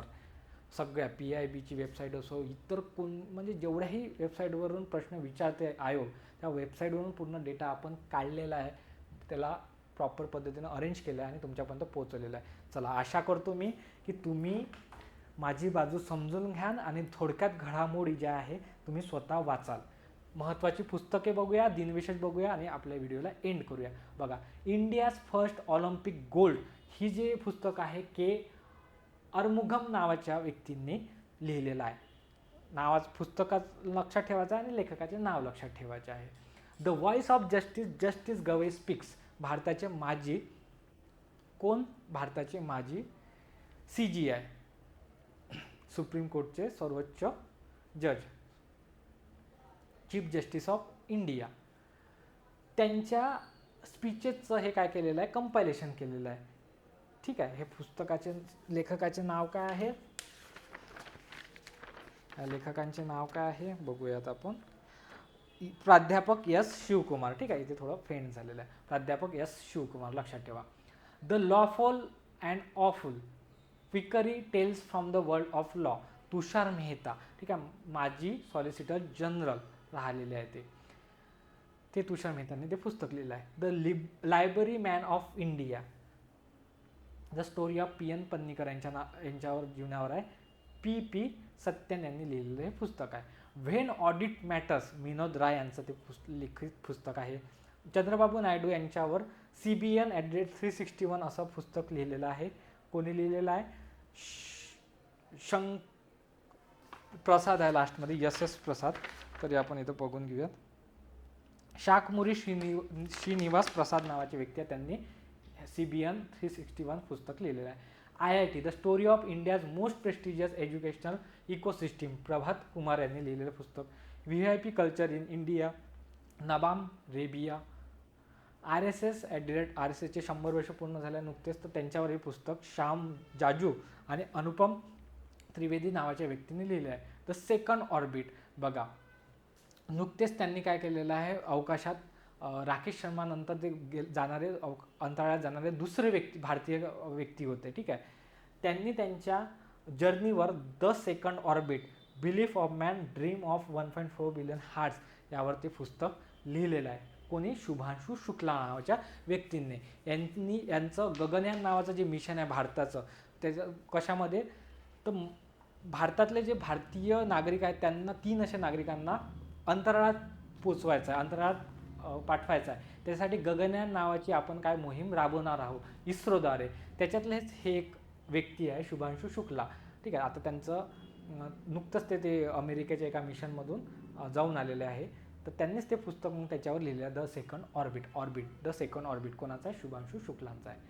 चलो, काही दिनविशेष आहेत बघा. आता दिनविशेष कशा पद्धतीनं बघितले पाहिजे, तर महत्त्वाचे पर्यावरणासंबंधी असणार आहेत किंवा आपले राष्ट्रीय जे दिनविशेष असतात त्याच्यावर फोकस करायचं. व्याघ्र दिन असतात. ठीक आहे, जागतिक व्याघ्र दिन झालं. तर हे जे घडामोडी दिनविशेषा संबंधी असतात त्याच्यावर फोकस करणे आवश्यक आहे. पण आजकाल काय झालं, आयोग राष्ट्रीय कविता दिन, जागतिक कविता दिन, त्याची थीम, त्याची स्थापना याच्यापर्यंत आयोग गेलेला आहे. मग आपण त्याच दृष्टिकोनातून फक्त एकदा डोळ्याखालून जे महत्त्वाचे ते तर घेणारच आहोत, पण एक्स्ट्रा पण तुम्हाला त्याच्यामध्ये नोट्समध्ये दिलेल्या दिनविशेष ते पण तुम्ही बघणे आवश्यक आहे. आता 1 जुलैला 4-5 दिवस आहे आपले महत्त्वाचे. त्याच्यात महत्त्वाचा राष्ट्रीय डॉक्टर दिन. त्याची थीम काय आहे? Behind the mask who hills the हिलर्स. त्याच्यावरून समजते बिहाइंड द मास्क, मास्कच्या पाठीमागे हिल्स आणि हिलर कोण आहे, तर ते डॉक्टर आहे. 1 जुलैला त्यांच्यासाठी हा दिवस साजरा केला जातो. महाराष्ट्र कृषी दिन वसंत नाईक यांच्या स्मरणार्थ म्हणा, स्मृती जयंती निमित्तच करत असेल. ठीक आहे, 1 जुलै महाराष्ट्र कृषी दिन हा साजरा केला जातो. काही गोष्टी बघा, मी प्रामाणिकपणे सांगतो, तुमच्यासोबत मी पण शिकतोय, मी तुमच्यासोबत लर्न करतोय, मला पण नवीन गोष्टी चालू घडामोडीच्या माहीत पडतात. एक्झॅक्टली सगळ्या गोष्टी मलाही पाठ करणे शक्य नसते, पण मला कंपायलेशन बेस्ट करता येते. मला तुमच्यापर्यंत पोहोचवता येते की कोणता पॉईंट तुमच्यापर्यंत गेला पाहिजे ह्या महिन्यातला, याच्यावर प्रश्न विचारू शकतो. ठीक आहे, मी कुठे होऊ शकते माझं मिसमॅच, कुठं माझ्या नाही लक्षात राहू शकत, परंतु जो तुम्हाला डेटा आणलेला आहे हा 100% ऑथेंटिक, 100% व्हेरीफाय करून आणलेला आहे. मग त्याचा तुम्ही फायदा घ्या. ठीक आहे, मी माझं प्रामाणिक सांगणं आहे. तुम्ही जसं प्रिपेअर करताय तसं मला पण चालू घडामोडी प्रिपेअर करावं लागते. फक्त मी पहिले प्रिपेअर करतोय, देन तुम्ही त्याच्यानंतर माझं बघून किंवा इतर सरांचे नोट्स वगैरे बघून करताय. ठीक आहे, त्याच्यामुळे थोडंफार इकडे तिकडे होऊ शकते. म्हणजे कशामध्ये? सांगण्यामध्ये थोडंफार लक्षात नाही राहू शकत. आता मला GIचं लॉंग फॉर्म नाही आठवत होतं, तो नाही आठवत होतं, त्याला मी प्रामाणिकपणे तुमच्यापर्यंत ते मांडतो. ठीक आहे, पण आता माहीत झालं. जिओग्राफिकल इंडिकेशन, GI टॅग, भौगोलिक संकेत. चार्टर्ड अकाउंटंट दिवस 1 जुलै. राष्ट्रीय टपाल कामगार दिन 1 जुलै. जागतिक क्रीडा पत्रकार, बघा क्रीडा पत्रकाराच्या साठी एक दिन साजरा केला जातो 2 जुलै. Championing fair play reporting with integrity and impact. जागतिक सहकार दिन, इथे लक्षात ठेवायचं आहे मुलांनो, जुलै महिन्याचा पहिला शनिवार जो असतो ना, तो दिवस हा सेलिब्रेट करण्यात आलो. फिक्स दिवस नाही हा, 4 जुलै. ठीक आहे. Cooperative for the peaceful world हे त्याचं थीम आहे. जागतिक बॅडमिंटन दिन 5 जुलै. Raise a racket. जागतिक ग्रामीण विकास दिन 6 जुलै. फायनान्सिंग द फर्स्ट माइल ऑफ फूड सिस्टीम. जागतिक, सगळं विसरलं तर चालते बरोबर. व्हिडिओ कुठं ब्लर होते, जिथं महत्त्वाचं आहे तिथं ब्लर होते बघा. पुढच्या लेक्चरला नाही येणार प्रॉब्लेम. जागतिक लोकसंख्या दिन खूप महत्त्वाचा दिवस आहे, कारण की या दिवशी 11 जुलैला काय झालं तर 5 अब्ज हे लोकसंख्या झाली होती. ठीक आहे, मग त्याच दिवसापासून आपण जागतिक लोकसंख्या दिन हा साजरा करतो. Realising the hopes and the aspiration of young people today and for the future ही त्याची थीम आहे जागतिक लोकसंख्या दिनाची. जागतिक ग्रामीण विकास दिनाची theme 6 July financing the first माइल ऑफ फूड सिस्टीम. डबल झाला का रे, हे डिलीट करा, डबल झालं. जागतिक युवा कौशल्य दिन 11 जुलै skill for a shared future. जागतिक कौशल्य दिन म्हटलं फक्त तर 15 जुलै आणि जागतिक युवा कौशल्य दिन म्हटलं तर 11 जुलै, हे लक्षात ठेवायचं आहे. नेल्सन मंडेला आंतरराष्ट्रीय दिवस. नेल्सन मंडेला माहीत होते तुम्हाला की दक्षिण आफ्रिकेचे महत्त्वाचे नेते आहे. ठीक आहे, 18 जुलै गांधीवादी विचारसरणीचेच ते सुद्धा होते. It is a steel is our hand to combat poverty and inequality ही त्याची थीम आहे. जागतिक बुद्धिबळ दिन. Celebrate create and make a difference. राष्ट्रीय आयकर दिवस 24 जुलै. कारगिल दिवस 26 जुलै 1999चं युद्ध भारत पाकिस्तान त्याच्या स्मरणार्थ. ठीक आहे. जागतिक हेपॅटायटिस दिवस 28 जुलै, त्याची थीम काय, hepatitis let's break it down. आंतरराष्ट्रीय सगळ्यात महत्त्वाचं लोकसंख्या दिनानंतर हे सुद्धा महत्त्वाचं आहे. किती आहे आपल्या इथं वाघांची संख्या, इथपर्यंत ज्या विद्यार्थ्यांनी पाहिलं असेल त्यांनी मला कमेंट बॉक्समध्ये सांगा. भारतामध्ये एकूण वाघांची संख्या किती आहे? मी महाराष्ट्रातली सांगतो 444 आहे, 444. आता मला तुम्ही भारतातली सांगा, सर्च करा गुगलवर तरी सांगा. जे लोक हे व्याघ्र भारतात किती वाघ आहे हा आकडा टाकणार, मी म्हणजे असं कन्सिडर केलं की त्या विद्यार्थ्यांनी इथपर्यंत व्हिडिओ बघितला आहे आणि जेवढ्या कमेंट्स येतील ह्या बाबतीतल्या स्पेशली मला खूप आनंद वाटेल की चलो जे आपण शिकवते विद्यार्थी बघताय त्याचा फायदा घेत आहे. बघूयात आपण हा भारतामध्ये एकूण वाघांची संख्या हा आकडा किती जण टाकताय. ठीक आहे, 29 जुलै महाराष्ट्रात 444 आहे. Securing the future of tigers with the indigenous people and local communities at the heart हे त्याची थीम आहे. तुम्हाला नाही सर्च करायचं असेल ना, तुम्ही मागचं याच्या अगोदरचा 2 वर्ष अगोदरचा व्हिडिओ जो आहे मी ह्या चॅनलवर टाकलेला आहे जागतिक व्याघांचे लोकसंख्येच्या बाबतीत, तो बघून घ्या, त्याच्यात तो आकडा दिसेल. एक शॉर्ट्स पण आहे ह्या चॅनलवर. व्यक्तीच्या तस्करीविरुद्ध जागरूक दिन 29 जुलै ट्रॅप बिहाइंड द स्कॅम हे त्याची थीम आहे. चलो 29 जुलैपर्यंत आपल्या सगळ्या घडामोडी झालेल्या आहेत. आय होप तुमच्यापर्यंत सगळा डेटा पोचला असेल. ही नोट्स तुम्हाला पाहिजे असेल तर तुम्हाला काय करायचं आहे, 7218 मी नंबर लिहून देतो तुम्हाला. एकदा पुन्हा इथपर्यंत आले असणार, शेवटपर्यंत थांबायची इच्छा असेल तर बघून जा.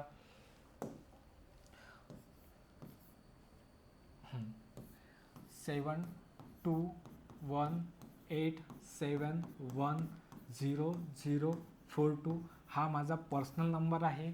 तुम्हाला PDF पाहिजे आहे तर PDF पाहिजे असेल तर याच्यावर तुम्ही जुलै 2026 करंट अफेअर नोट्स असं मला सांगा. ही नोट्स मी तुम्हाला पर्सनली सेंड करून टाकतो. तुम्ही स्वतः वाचा. तुम्हाला दुसऱ्यांना शेअर करायचे असेल तर करा, काही इश्यू नाही. पण इथपर्यंत तुम्हाला लवकरात लवकर पाहिजे असेल माझ्या थ्रू त्याच्यावर मेसेज करा व्हॉट्सॲपवर, तुम्हाला ही PDF अवेलेबल करून देतो. आय होप तुमच्यापर्यंत सगळ्या गोष्टी पोचल्या असेल. तुम्हाला या लेक्चरच्या बाबतीत काही सजेशन असतील, काही इम्प्रूव्हमेंटची तुम्हाला असं वाटत असेल सर हे तुमचं चुकलेलं आहे, सर हे असं असं करायला पाहिजे, ते तुमचे सगळे सजेशन्स वेलकम आहे. हा आपल्या उपक्रमाचा पहिला व्हिडिओ होता. अशाच प्रकारे माझा प्रयत्न पूर्ण राहणार आहे की दर महिन्याला लवकरात लवकर तुम्हाला PDF आणि हा एक लेक्चर तुमच्यापर्यंत पोहोचलं पाहिजे. ठीक आहे, त्याच्यासाठी मला फक्त तुमची आवश्यकता आहे, तुमच्या डिमांडची आवश्यकता आहे, तुमच्या कमेंटची आवश्यकता आहे, तुमच्या व्हिडिओला लाईकची आवश्यकता आहे. तुम्ही या चॅनलवर नवीन आता आलेले आहेत तर चॅनलला सबस्क्राईब करून ठेवा, जेणेकरून तुम्हाला नेक्स्ट महिन्याचा व्हिडिओसुद्धा पोहोचू शकेल. ठीक आहे, मी एवढंच बोलून तुमची रजा घेतो. खूप खूप धन्यवाद. भेटूयात नेक्स्ट लेक्चरमध्ये.